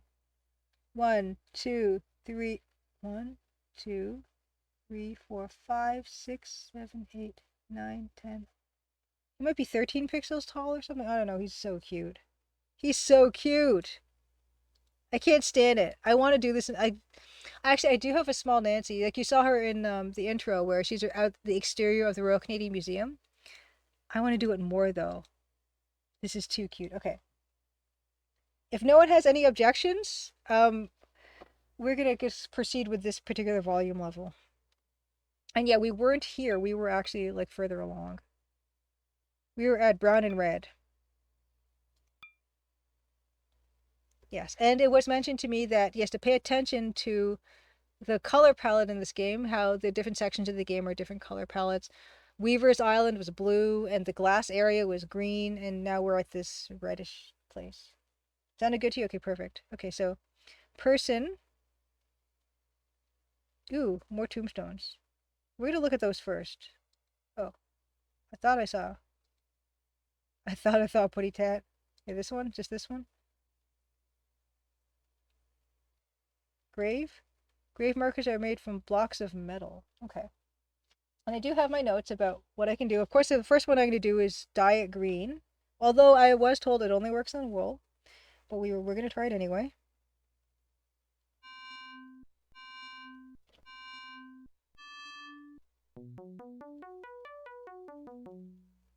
Okay, no.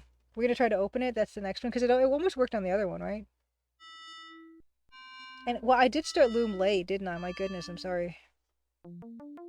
Ooh. I did not expect that to work. No. Oh, okay, so he's not sure he should be trying that again. Okay. Um, we have owls. We have night vision. We have twist. We have straw into gold. We have kind of like invisibility. Sharpen. Dragon. Dragon time.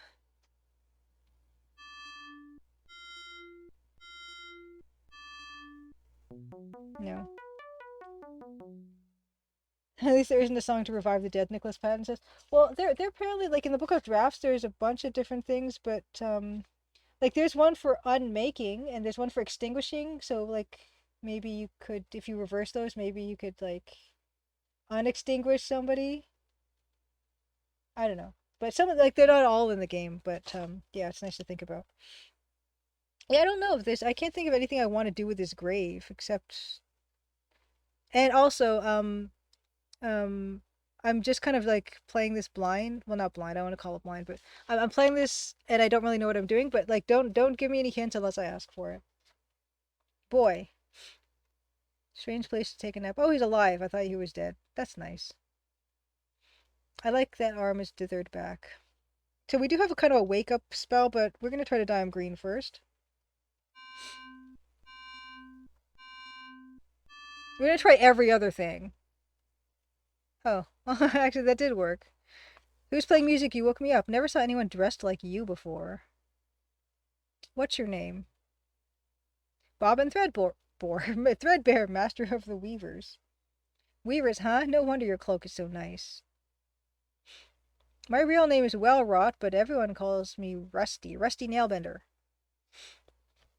I'm supposed to be gathering firewood, but this plateau has been picked clean. What's your guild, Rusty? Follow me, I'll show you. Nice.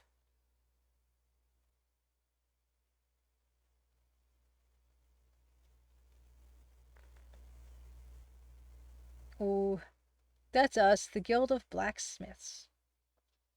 Never would have guessed. Excuse me, our city's been here since before the shadows. We call it the Forge. So what brings a weaver to these parts? I'm looking for a flock of swans. Did you see any pass this way? Sorry, no swans around here. Plenty of vultures, though. Rusty Nailbender sounds like an adult film star. Yeah, and all this talk makes me sleepy. Wake me if you find your swans. Never seen one before. Zzz. Well, we do have kind of like, we have that sheep one that makes the sheep jump. This is the sleep one, right? Oh no, that was the dragon one. And he doesn't want to wake up. That draft won't work on him. Twist him. Oh, to live in a big anvil house. I've always wondered because that plateau is covered in dry brambles. I want to do. Oh, that looks like a something, but it's not. I got excited. Yeah, I don't know. He seems like. Sharpen him? Can I sharpen him?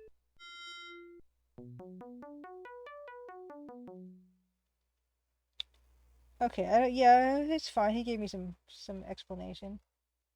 Oh, this the sleep wake draft is the jumping sheep. Oh, wake up. E F G A. That's right. I have it written down here. It said jump sheep before, but I crossed it out. Here we go. Why'd you wake me up again? Let me sleep. Oh my God. Let me sleep, will you? Wow. Yeah, I wanna pick up. I love an inventory, you know? I like all my little trophies. But I like how, look at that, how the brambles are black line here and they're red line here. I love stuff like that. Okay. Well, I don't think there's anything else. That's okay. Ooh, I like the stuff in the background. Ooh, oh boy.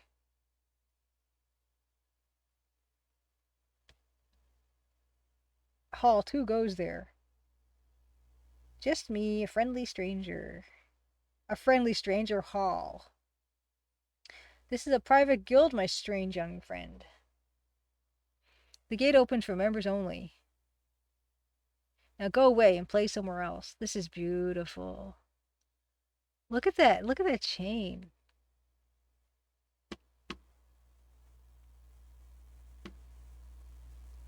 Oh, it's so pretty. I'm gonna save it.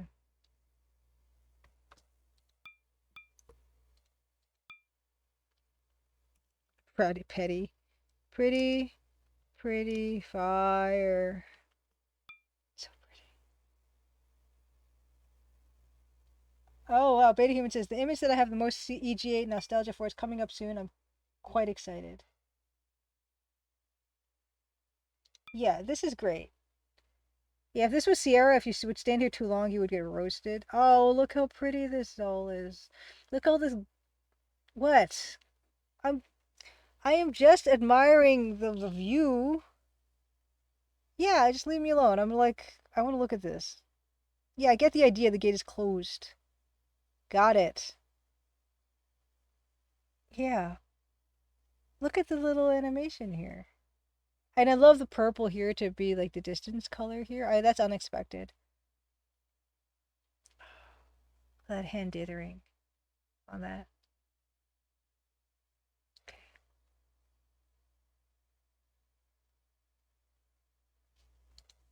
Shut tight. Well, we know how to. Do you have to wait until he's gone to do this?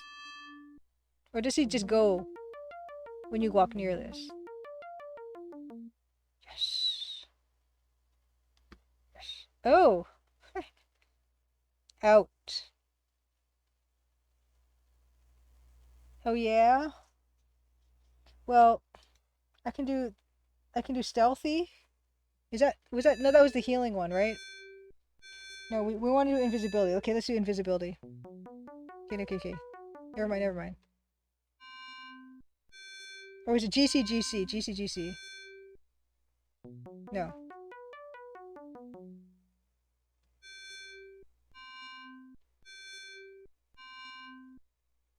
No. Okay, not open. Make fruit punch. Fill. No. Wouldn't it be okay? I want to fill the gate with fruit punch. Night vision twist. Strong to gold. Invisibility that didn't work. Sharpen. Wake up. Oh, Mirapet, you've never seen this game before. This game is cool. This is beautiful. But so far I am stuck. But don't help me yet. I do give up. I'll give up soon. Don't worry. So let me try that again. Let's see. Yeah, the interface is really cool. There's no inventory. This is like it's a text parser, which I'm so delighted by. Hello, I'm Bob and Threadbare.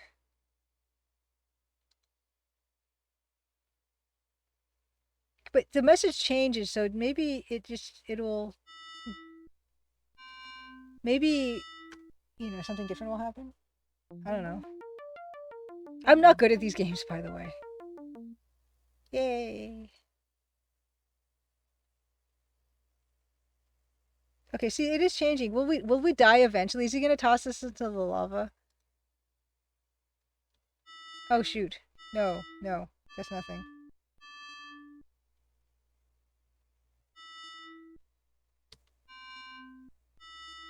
Okay, can't die in this game. Okay. It's for the best, I suppose. See, and I want to just click on this to do something with the new now open gate, but I can't. Okay, okay, see, it is different it's just gonna cycle through. I just want to see.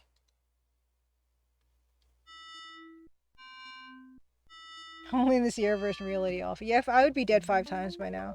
The gate would have fallen on my face, and or they would have lifted the drawbridge while I was on it, and I would have fallen out, and they would have shot me from the guard tower. Yes, I'm persistent. Maybe this is the solution. I just have to keep doing this. Hey Ace, happy Crimson Good Tuesday. Yeah, we're into the Loom. I'm pestering this man, this blacksmith.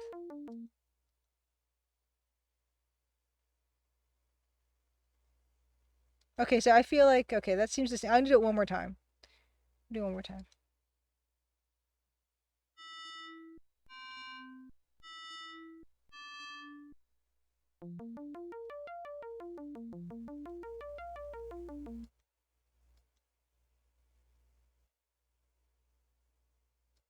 Okay, so that's, anyway, okay, fine. That's not going to be the answer.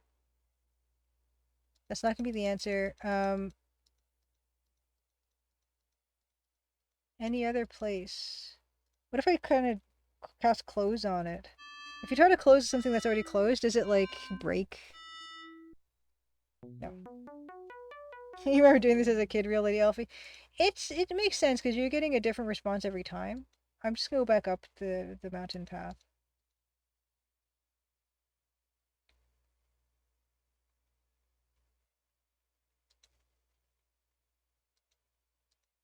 Kid's still there. What if I make him double sleepy?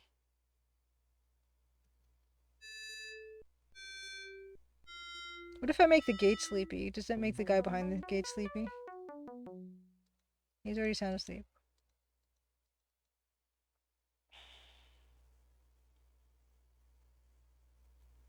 Straw into gold? I'm wondering.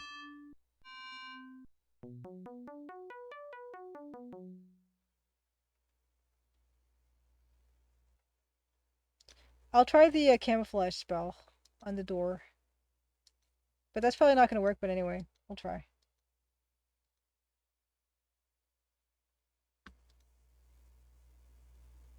See, I can't click on that dude. Yeah, I'm still around. You may be friendly, kid, but you're not too bright. You're not going past this gate, understand? Members only. Oh, is there a spell to, like, look like somebody else or something?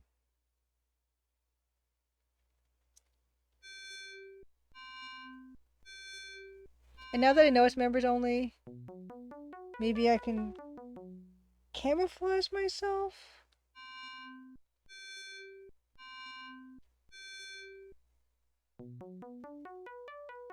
From blacksmith people? Maybe? That's kind of what I'm thinking. Just looking at everything else that I have. Let me try that. And I'm sorry if anyone's getting, like, impatient or exasperated.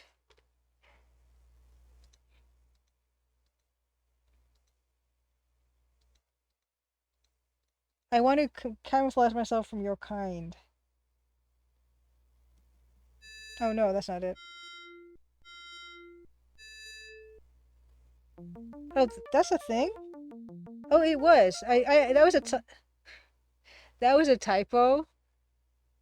Okay, so that's like steal clothes. I meant to do AGGA, and I just totally did that by accident. Oh yeah, Maripet, if you don't know the game, yeah, you can totally make suggestions. It's okay, reflection. Swap reflection. Okay. Cool. Yeah. That just happened accidentally, but sometimes that's what happens.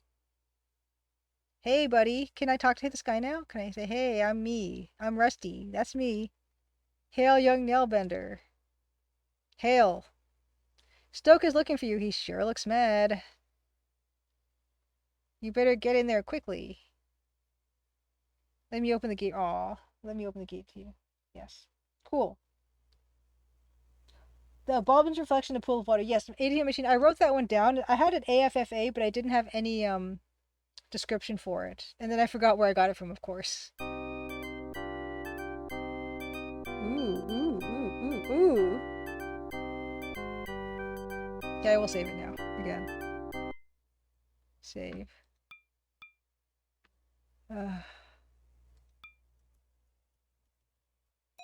Ooh, ooh, lava room.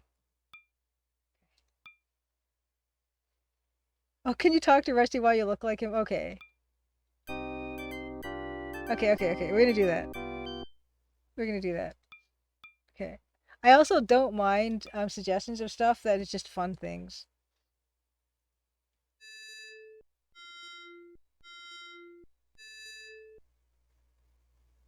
Okay, I gotta go through all this. Can I do the period thing to like get through this? Yes, okay, you can.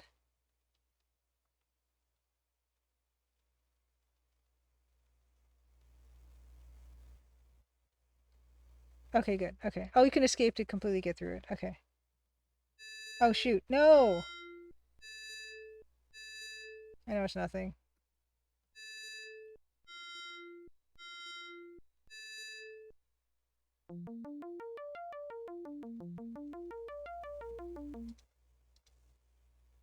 Oh, cool! That's a really beautifully drawn. Now let's wake him up. Right?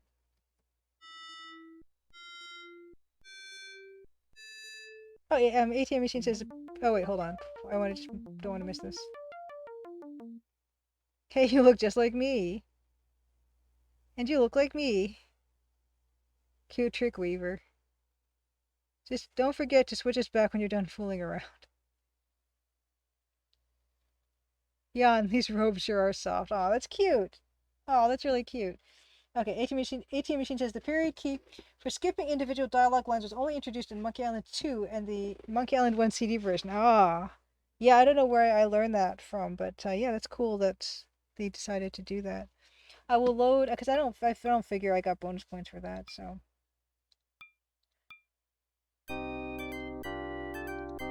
They like doing this weird miniaturization. I love it. I love it. From the manuals, I was listening to all of them these days, but it's kind of been forgotten. Yeah, I don't even know. It's just like weird muscle memory or something. Because I know that doesn't work in like Sierra games. Is this my guy? What's interesting about the fire is there's green in it too. Or I don't know, they're burning green stuff.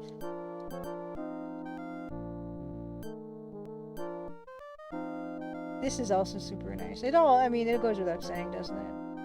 Well. If it isn't my faithful, tireless apprentice, Rusty Nailbender. Hello, Mr. Stoke. And look, he's brought me a stick of wood. Oh no! Exactly one crooked old stick of firewood for my poor starving furnace. Firewood? Ah, you lazy idiot! I sent you out 4 hours ago to gather firewood. You dare come back with one lousy stick. This is beautiful. If your father wasn't the foreman, I'd toss you into the furnace. Lucky for you, he's downstairs with the bishop right now.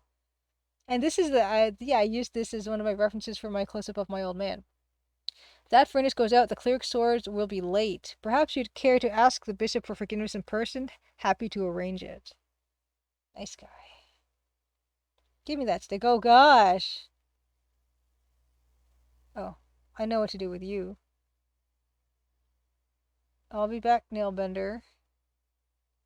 I like how he pushed him by the head. That's a great touch. I won't be alone. Wow. That's beautiful. Really cool. I'm going to save it again because I don't want to go through it again. Beautiful. Orb. Beautiful. Prison. Prion. Yeah, why not? There's a bit of a delay. It's fine. Fine. Duckless Chase, happy Crimson Tuesday. Well, we always figured he tweaked his ear. Yeah, for sure. What a lovely prison cell, says Bobbin. I like it. Look at that. Look at Let's look at the door. Ah, it's locked and me without a distaff. Straw. Looks kind of comfortable. Yawn. Oh no, oh no. The straw must have a sleep draft spun into it. Can't do much without my distaff anyway.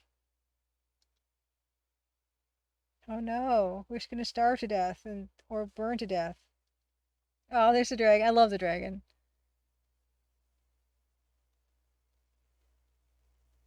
This is oh no, is the dragon gonna come for statistic? Imagine frightening a poor defenseless old thing like me, honestly. Oh, I love the way that shadow happened. Well, I may not be much good with fire, sweetie, but young firm meat is something I can really sink my teeth into. I was so like amazed by that. I kind of oh shoot. Oh my gosh, did Rusty Hellbender get eaten by the dragon? I'm not even reading this all out. I'm sorry. I hope he's okay. My Rusty's not reflecting my uniform anymore, or whatever. Oh my god, look at this. One stick of wood left. One. Furnace won't keep much longer.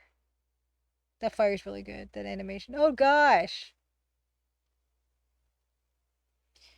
10,000 swords to forge and the furnace almost cold. Sigh. Here goes my new office furniture. That's pretty funny. Oh my gosh.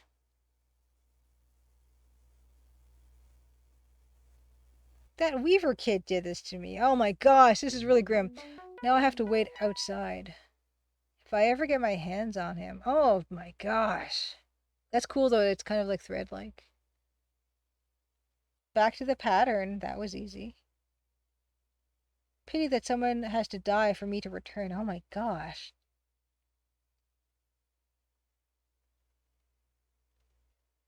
Dragon, sigh. Poor child. Now where can Bobbin have gone? Couldn't be there. Those Smiths are a suspicious lot. They'd never let a weaver inside.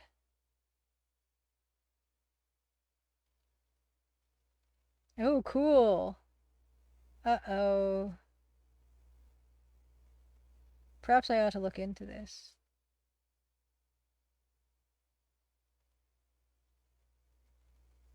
Wow.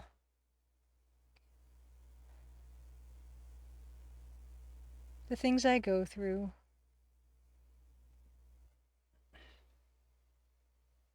What would Elder Atropos say if he saw his distaff treated so?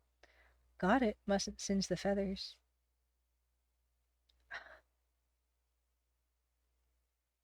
That's great.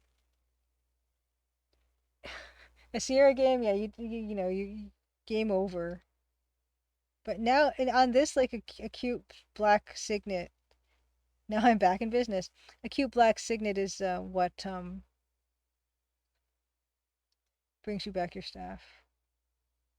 Well, straw into gold, clearly.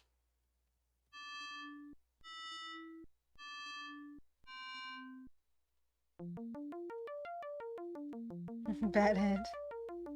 Yay, I made gold. Guess my distaff still works. The ATM machine says the shadow in Rusty's close-up was done by coloring Rusty's robe with a bunch of different color gradients for chroma key, setting them to either light gray and then dark gray as the shadow falls gradually. Yeah, like when that scene transitioned, there were some weird blocks happening. So if you look at the scene in the Resource Falls, it looks like an explosion in a rainbow factory. Hetchel is Bobbin's foster mother. I was gonna call him Boston because I was just putting together Bobbin and Foster. I'm like, Boston. Bob. Yes, the signet, yes. I'm just gonna leave that like that. My favorite.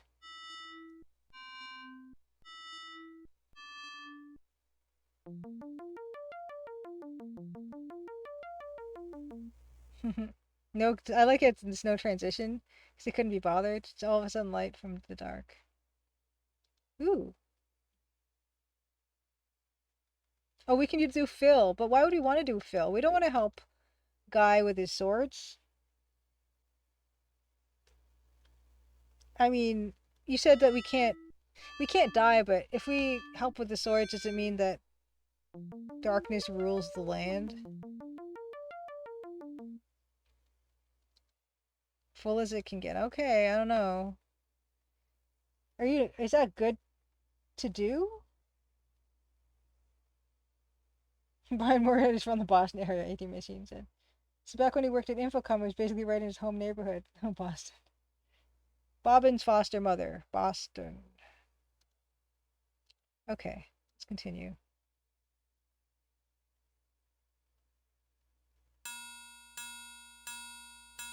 Cool. Oh my goodness. Oh my goodness. Oh my gosh, we can't hear them. We can't hear them. Don't go to them. Conversation. Okay. Okay, we can't hear them because of the sound. Okay, so what does this say? What does this say? It's gonna be one nasty sword when he's done banging on it. Hold on, let's see what it says about this. I'm so excited. Hard to be nosy with all this noise. Okay. F5. Oh, wait. Oh, good thing they have to shout to hear themselves. Oh, the final blade is being sharpened even as we speak, Your Excellency. My most skillful blade shaper is seeing to it personally. Just him? Then this is an historic moment for a nailbender. The forging of the 10,000th sword marks the end of our preparations. How goes the sharpening edgewise? This metal is proud, Foreman. It does not yield easily. More sweat will soften it, I trust. It shall be a blade to be reckoned with. I like how the swords are done. They're like done with green. The Blade of Reckoning, I like it. You wouldn't have expected green. It has a certain apocalyptic flair. Oh, little bishop. I assume your blade shaper won't keep me waiting much longer. Does the metal yield edgewise? I shall pound it into submission. Harder pounding may shorten your labor. Our generous client grows impatient. Only time can shape such noble steel, but I will double my efforts. Is it gonna go ba ba ba ba ba ba? No. Skulls will cleave at the mere sight of the edge he is sharpening, Bishop. You wax poetic, Foreman. I have never doubted the workmanship of your merchandise.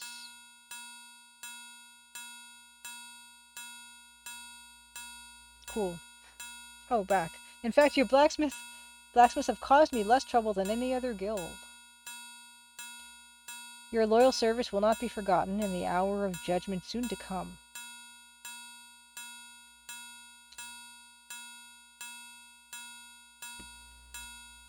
More talking? I think the note he's hitting is C, C, C, C. C. Still pounding edgewise. It is nearly finished, Foreman. Must I wait much longer? Only time can improve this fearsome blade, O reverent one. Enough talk. Pound! Good. Okay. Save.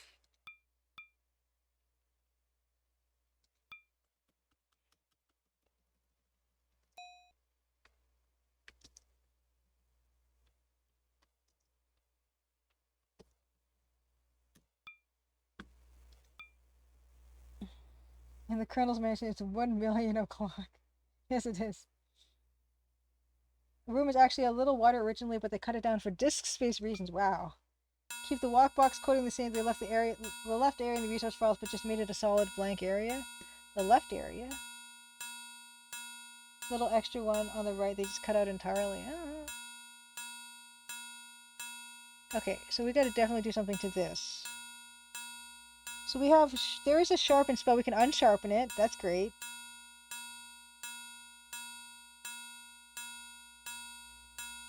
Can we twist it? That'd be fun.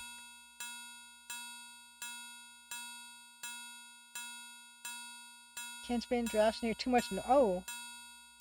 Oh, can't. Oh. Interesting. So we can't unsharpen it.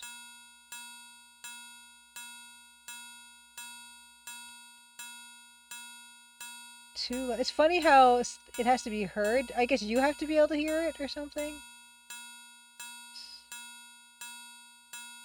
Nah.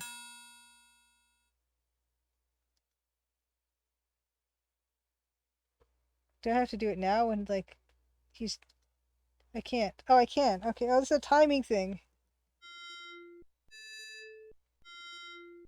That's a timing thing. Cool. I got it! I figured it went out, you guys. One puzzle. I did it. Foreman, what evil is this? A witch's curse has befallen the blade. The edge has been mischievously blunted. A curse edgewise, I think not. I'd hate to believe that a witch's curse could so thoroughly ruin my schedule. You don't suppose that fellow who's been spying on us has anything to do with it? Perhaps he'd care to accompany me back to my cathedral.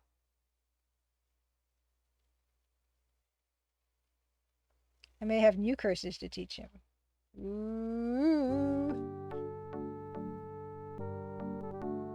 Oh wow, his front lawn is a cemetery?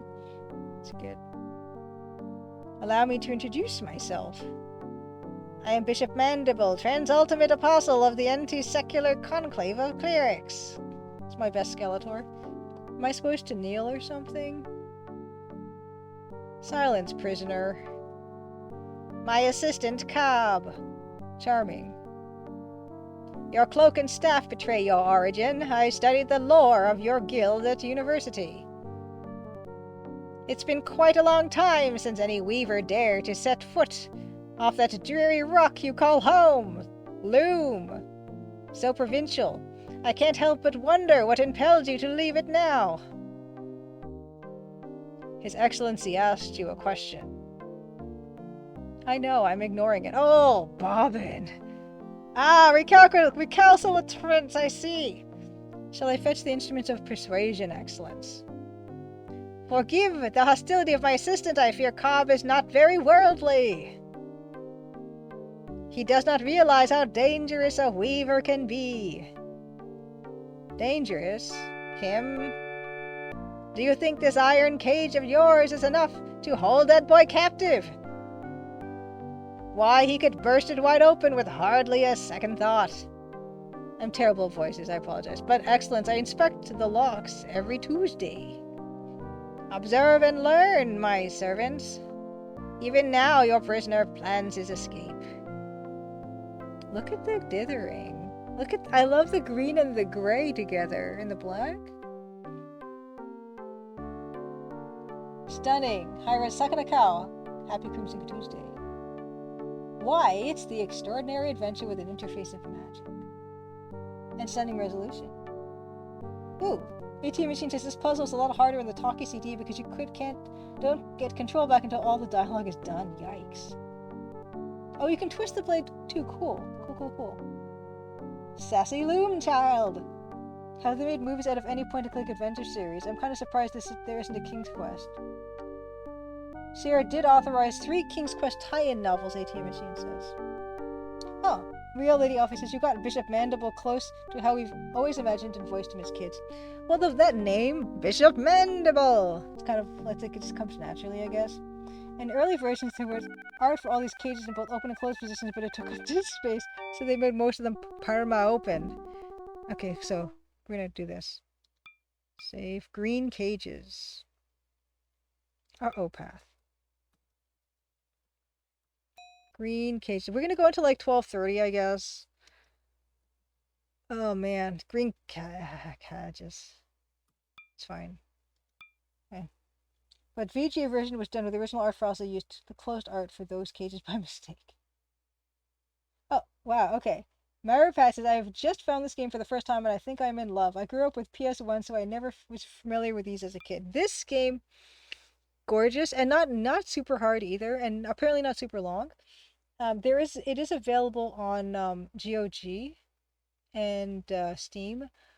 But the problem is it's going to be the VGA version, which apparently cuts dialogue out because the talkie VGA version, which has got more colors, but they cut some of the writing out, which is kind of weird. This is my favorite version, of course, because this is all about me, my palette, my like EGA love. And that's why I'm not interested in the GOG version or the Steam version. But I think in chat said if you get the GOG version and you run it in ScumVM, you can choose the EGA version. Is that true?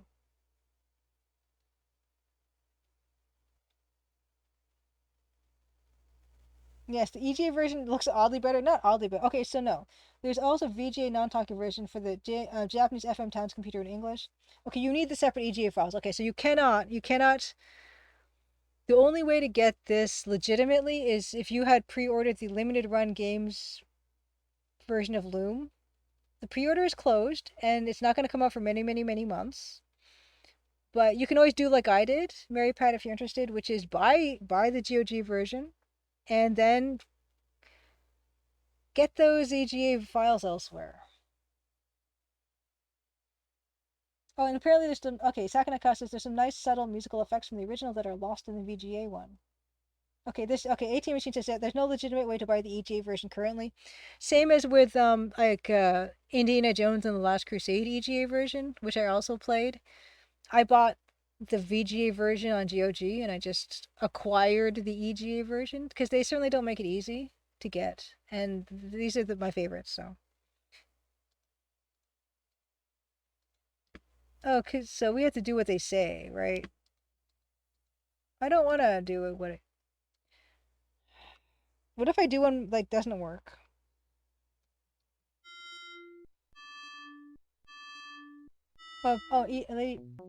Real Lady Alpha says there are fans working on this on a sequel. Don't know what happened to that. Open this cage. I'm sure nothing bad will happen. I can't think of anything else I could possibly do here. Fill the cage. I'm just gonna do it. It's fine. That's what they're asking for. No? Oh, that was a cool little jump. You see, Cobb, an elusive breed, these weavers. Luckily, they're quite helpless without their weaving sticks. Give me that. You dare raise your voice at His Excellency. This guy's got a big head. Now, Cobb, we mustn't be rude to our guest. Not after he was kind enough to bring us such a magnificent gift. Mandible, that distaff will never work for you. I like just having a very plain voice for him. You are wrong, my arrogant young friend. Come, let me show you why. I like how, ooh, the silhouette thing that you heard the exalted one move it. He became green. I mean, gray. Consider the common graveyard. In a graveyard, the boundary between the living and the dead is indistinct. Well, I tried to raise the dead already. Your weavers would say that the pattern here is fragile, thin as gauze. Not just here, every graveyard is like that. I'm tired of the voice. I suspected as much. Now imagine what might happen if this delicate boundary was somehow breached. Torn open, so to speak. Inconceivable. Forget it, Mandible. You can't just rip the pattern apart like an old rag.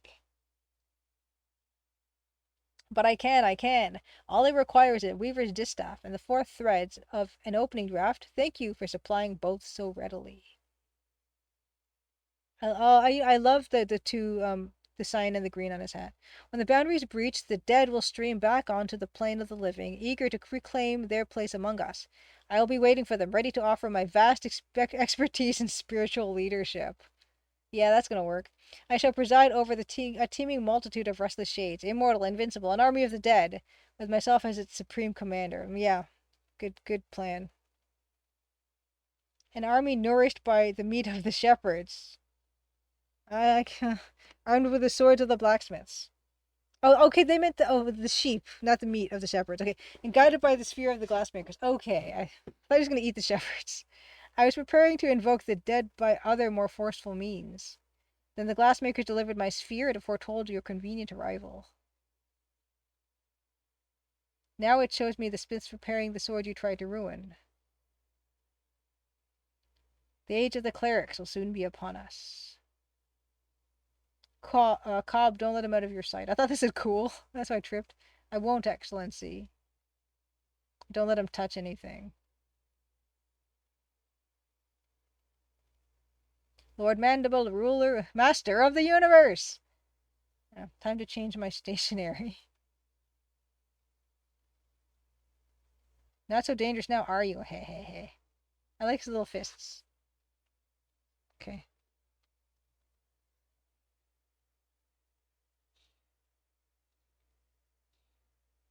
The ATM machine says I kept cracking up when Julia kept trying to open all the graves, and this is why. Yeah, apparently, yeah, I'm on the same wavelength as Bishop Mandible. I don't know how I feel about that. Uh, uh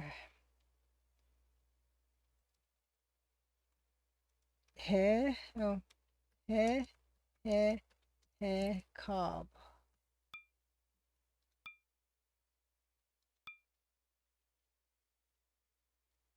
Oh, and oh yeah, Beta Human says, if only there were an archive of the EGA files that one could access on the internet. Indeed, indeed. Okay, original second account says original Prince of Persia is another one I'm surprised there's no GOG or other legitimate way to play these days. Oh, I'm shocked by that actually. There's a fan site with good archived versions prominently available for many years at this point.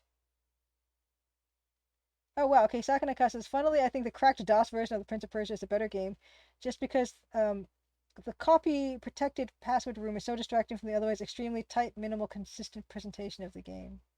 I don't remember that. Maybe I was playing the cracked one this whole time.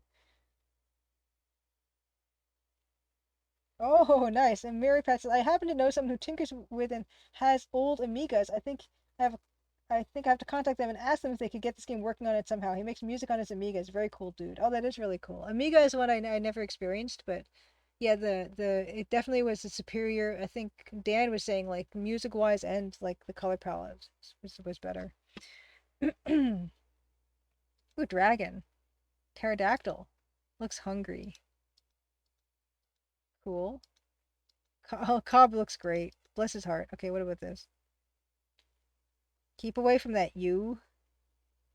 His Excellence said not to touch anything. Wasn't going to touch it, just looking, that's all. Just looking, eh? Tell you what. I'll let you look into the sphere if you let me look at something. Oh, his face, of course. Ahem. What did you have in mind? Legend says it is death to gaze upon a weaver uncloaked. Naturally, we clerics pay little heed to such foolish rumors. Still, I'm curious. Uh-oh. I'll let you look into the sphere if you let me lift your hood, deal? Ooh. I wouldn't try that if I were you. Oh. Why not? There's nothing to fear under that fine robe of yours, is there? If you fear nothing. Oh no, then you'd better not touch me. Oh gosh. A riddle, I like riddles. Oh no. Is it gonna be like just a void? Let's answer this little riddle once and for all, shall we? Oh, oh. This is creepy. Fools. How am I supposed to invoke the dead with all that screaming in there? Oh my. Oh, it's so creepy. Layman. Can't say I didn't warn him. Oh, that's frightening. That's really freaky. Steve Purcell drew Cobb's close up here. I love Cobb's look. It's really good. Okay, Luke says did like the Amiga. Oh, I didn't know that. Eyelids blinking separately. Oh yeah. Okay. So yeah, Sakanaka says a lot of Amiga ports didn't take advantage of all graphics features. Often just copy the DOS version or Atari ST version. The same guy that tells you about this game on Monkey Island. I think he did look familiar, didn't he, Ace? Yeah. Yeah. Only if you ask him. Wow. 18 machines. If you play in expert mode, you see what happens to Cobb. But in Talkie CD, you see it regardless of difficulty level. Okay, so what happens? On the ATM machine says Amiga version of Loom is in EGA. Okay.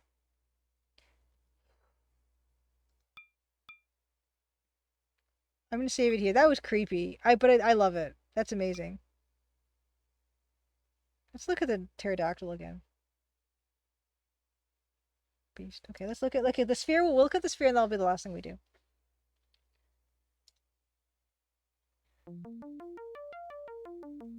Mm-hmm. Mom.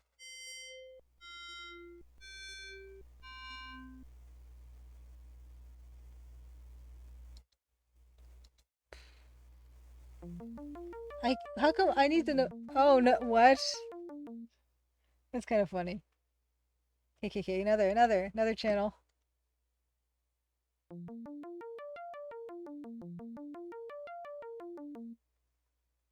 Mm-mm.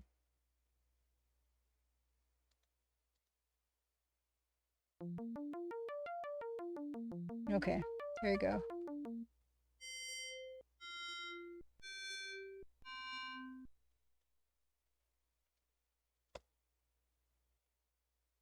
Okay. Ah. Okay, each sphere is three bits. Okay, got it. Okay, he gets sucked into Bobbin's hood and dies screaming. That's really, wow. That's really grim.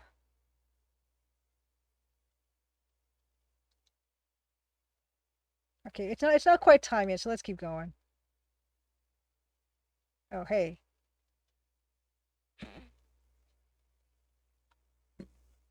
What's up? Nice view. But yeah, I gotta say, the shadows on these tombstones is kind of glorious. Although I kind of wish the water was moving, but probably a space thing again, right? It looks like glitched or something. Yes, I think that's the Westminster chimes. Yes, I'm gonna come. Like that sounds familiar. Brr, brr, brr, brr, brr, brr, brr, brr. Feeling bad for Loom's barbers. I will like it. Animation of Cobb's death is much better in EGA. They weren't color cycling to animate water yet. It really started with VGA games. Yeah, I mean, I just would have. I don't even need it to color cycle. I just wanted to just maybe at the shore have a little bit of movement. That's all. But yeah, I mean, I'm sure it was like a space thing. Mary Pat says, yeah, so your friend is a mad scientist of music, play instruments. I never understood his way of writing when I first saw it years ago. Nowadays, I have a little bit more understanding of it as a writing guitar pro. It's not the same, but still programming in the notes and stuff. Yeah, Dan's also like kind of a wizard with this stuff, and yeah, hopefully at some point, very proud. I don't know if you've seen a Dan stream when we do music on live composing tracks for the Crimson Diamond, but it's really cool. It's really cool. Oh, Sakanaka said, "Oh, format by Happy Crimson Tuesday." By the way, we're just about winding down.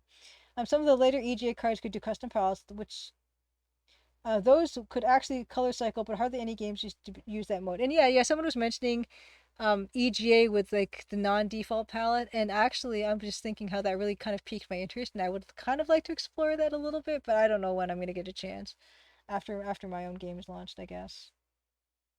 I wonder if any of them actually did color cycling in that extended EGA. But I'm not like honestly, I'm not a huge fan of color cycling. I prefer like hand done animation more. But it's a cool effect.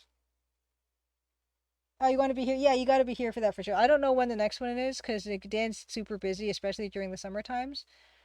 But well, I'm sure we'll get a minute at some point again. Yes, Four Magpie says, just came in to check out your stream. You're hanging out in the Ella stream, Drunkarella, when she was playing your game a few weeks ago. Yes, no, thank you so much for coming by. Yeah, Drunkarella dropped by earlier tonight. It was really nice to see her. It was like such a fun stream to like hang out with you guys. I'm really glad I got to catch it. Really, I love watching people play it. I love watching people enjoy it, and she like rocked it so hard. So yeah, love it, love it. Oh, okay. The EGA mode with the rewritable palette is also higher resolution. It's not 300 by 320 by 200. Oh, that scares me. High resolution scares me because it's so much work. Oh, cool. Okay. So there's the EGA full palette. Okay, yeah. Yeah, it's the extended. That's really throwing me off, and I don't know why. I'll open that in Safari though. Yeah, I don't know. Just looking at that, like it's just oof. 640, yeah, yes, probably 640 by 350, something like that. Yeah, and that's when you can get some really nice effects. Like changing the resolution, I think is particularly in a limited color palette is like a whole other ball game. And that's why Morphil Manor had like the striped dithering. You could not do that at 320 by 200 really. So it's fascinating. I'm fascinated by it. But yeah, it's so much work to do art like that. That takes us to 12:30, you guys. I think that's we're gonna call it for the night. This is wonderful. This is a great place to end. Let's save this. Let's save this as yo Mandy. Mandy.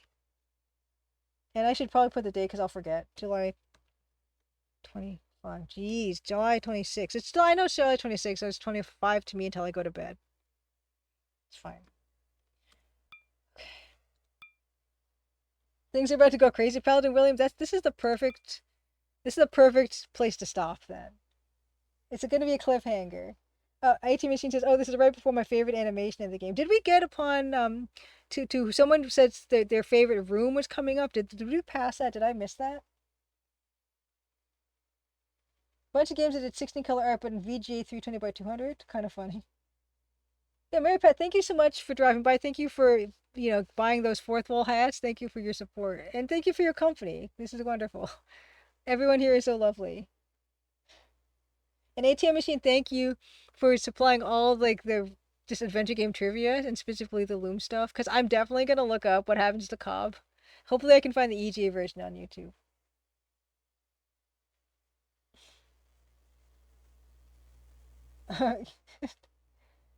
Okay. So they had a subtle customization of the EGA default palette, so they just could also support EGA with worse colors. Ugh. The Forge was so much. Okay, the Forge. It was beautiful. Thank you, Real Lady Elfie. That was a castle entrance, blacksmith entrance, blacksmith entrance. Your favorite scene, Real Lady Elfie, still coming up. That leaves us something to look forward to. But yeah, thank you. I know it was a late start, but it doesn't happen very often. It just so happens soccer was Tuesday this week. But actually, I have my planner here, so I can tell you if it's going to be on time next week or not. Let's see.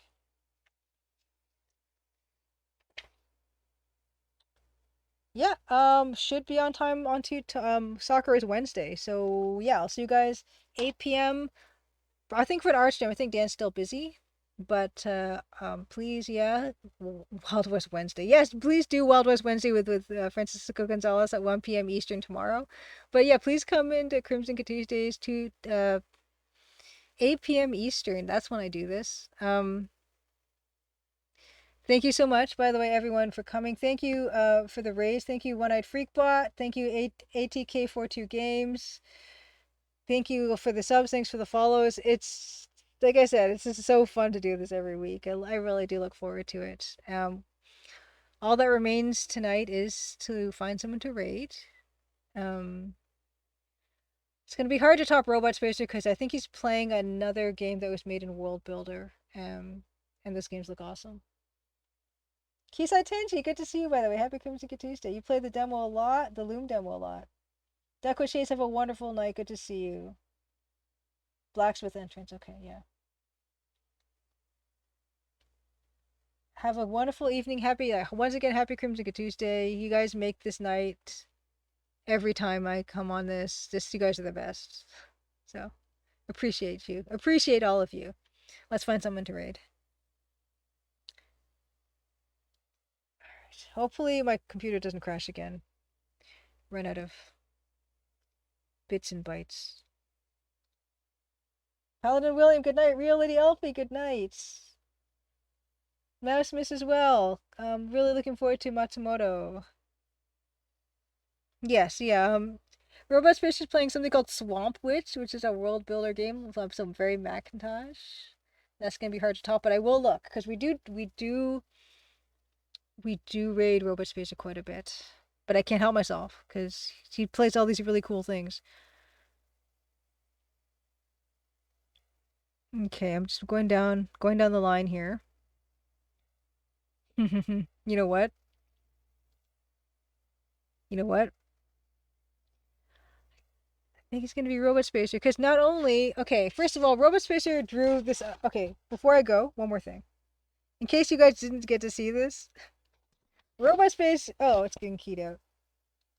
That can't be. Okay, Robot Spacer drew this amazing Nancy Maple Garfield and sent it to me, and it's all signed and sealed and everything. You see, official seal. And honestly, I'm looking at the other people that are streaming right now, and Ghoul Baby's playing Dark Side Detective, which I own, but I have not played yet. So that's kind of a no-go, unfortunately. And Cobra Command is playing Full Throttle, which I do have the special edition of it, and that's another game that I actually haven't played Full Throttle. So that's another one that I'm gonna want to keep to myself. It just makes it really easy to raid Robot Spacer tonight. And if you've never seen Robot Spacer stream, Robot Spacer does these wonderful adventure game streams. Also, has been developing a game in World Builder in the very same engine that he's playing Swamp Witch in. Swamp Witch, I believe, is also built in World Builder, and it's just a really chill time. Just a really wonderful stream to be in. One of my favorites. So we're definitely going to stream him just because. I mean, raid him because I still have to. Those other two games are in my queue. So yes, yes, and yes, Maximus is yeah, talk about playing quick QFG randomizer, but I do feel like because I did chew off the Garf that it should be a Robot Spacer night, so we're gonna do that because I really like. He didn't have to send that to me. You know, that was wonderful that he did that. Just really super nice guy, and his wife on Secret Crush also streams as well, and so it's just wonderful to just be there and just hang out with them. We're gonna do that. Also, yeah, I need to. It's been a long day. We're gonna rate up Robot Spacer. And I will tell him that I did show off his Garf, his Nancy Garf. Okay.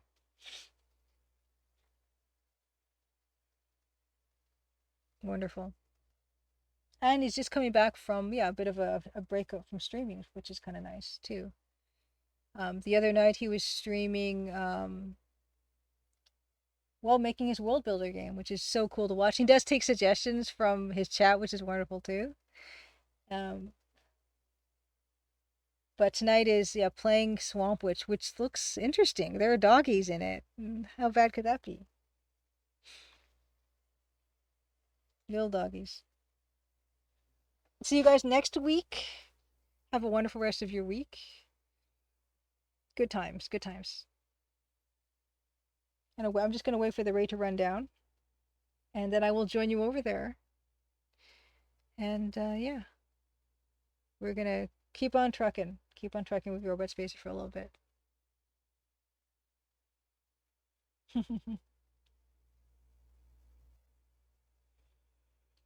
All right, I'm going to raid this up. I'm going to try to salvage my recording. All right, bye. Good night.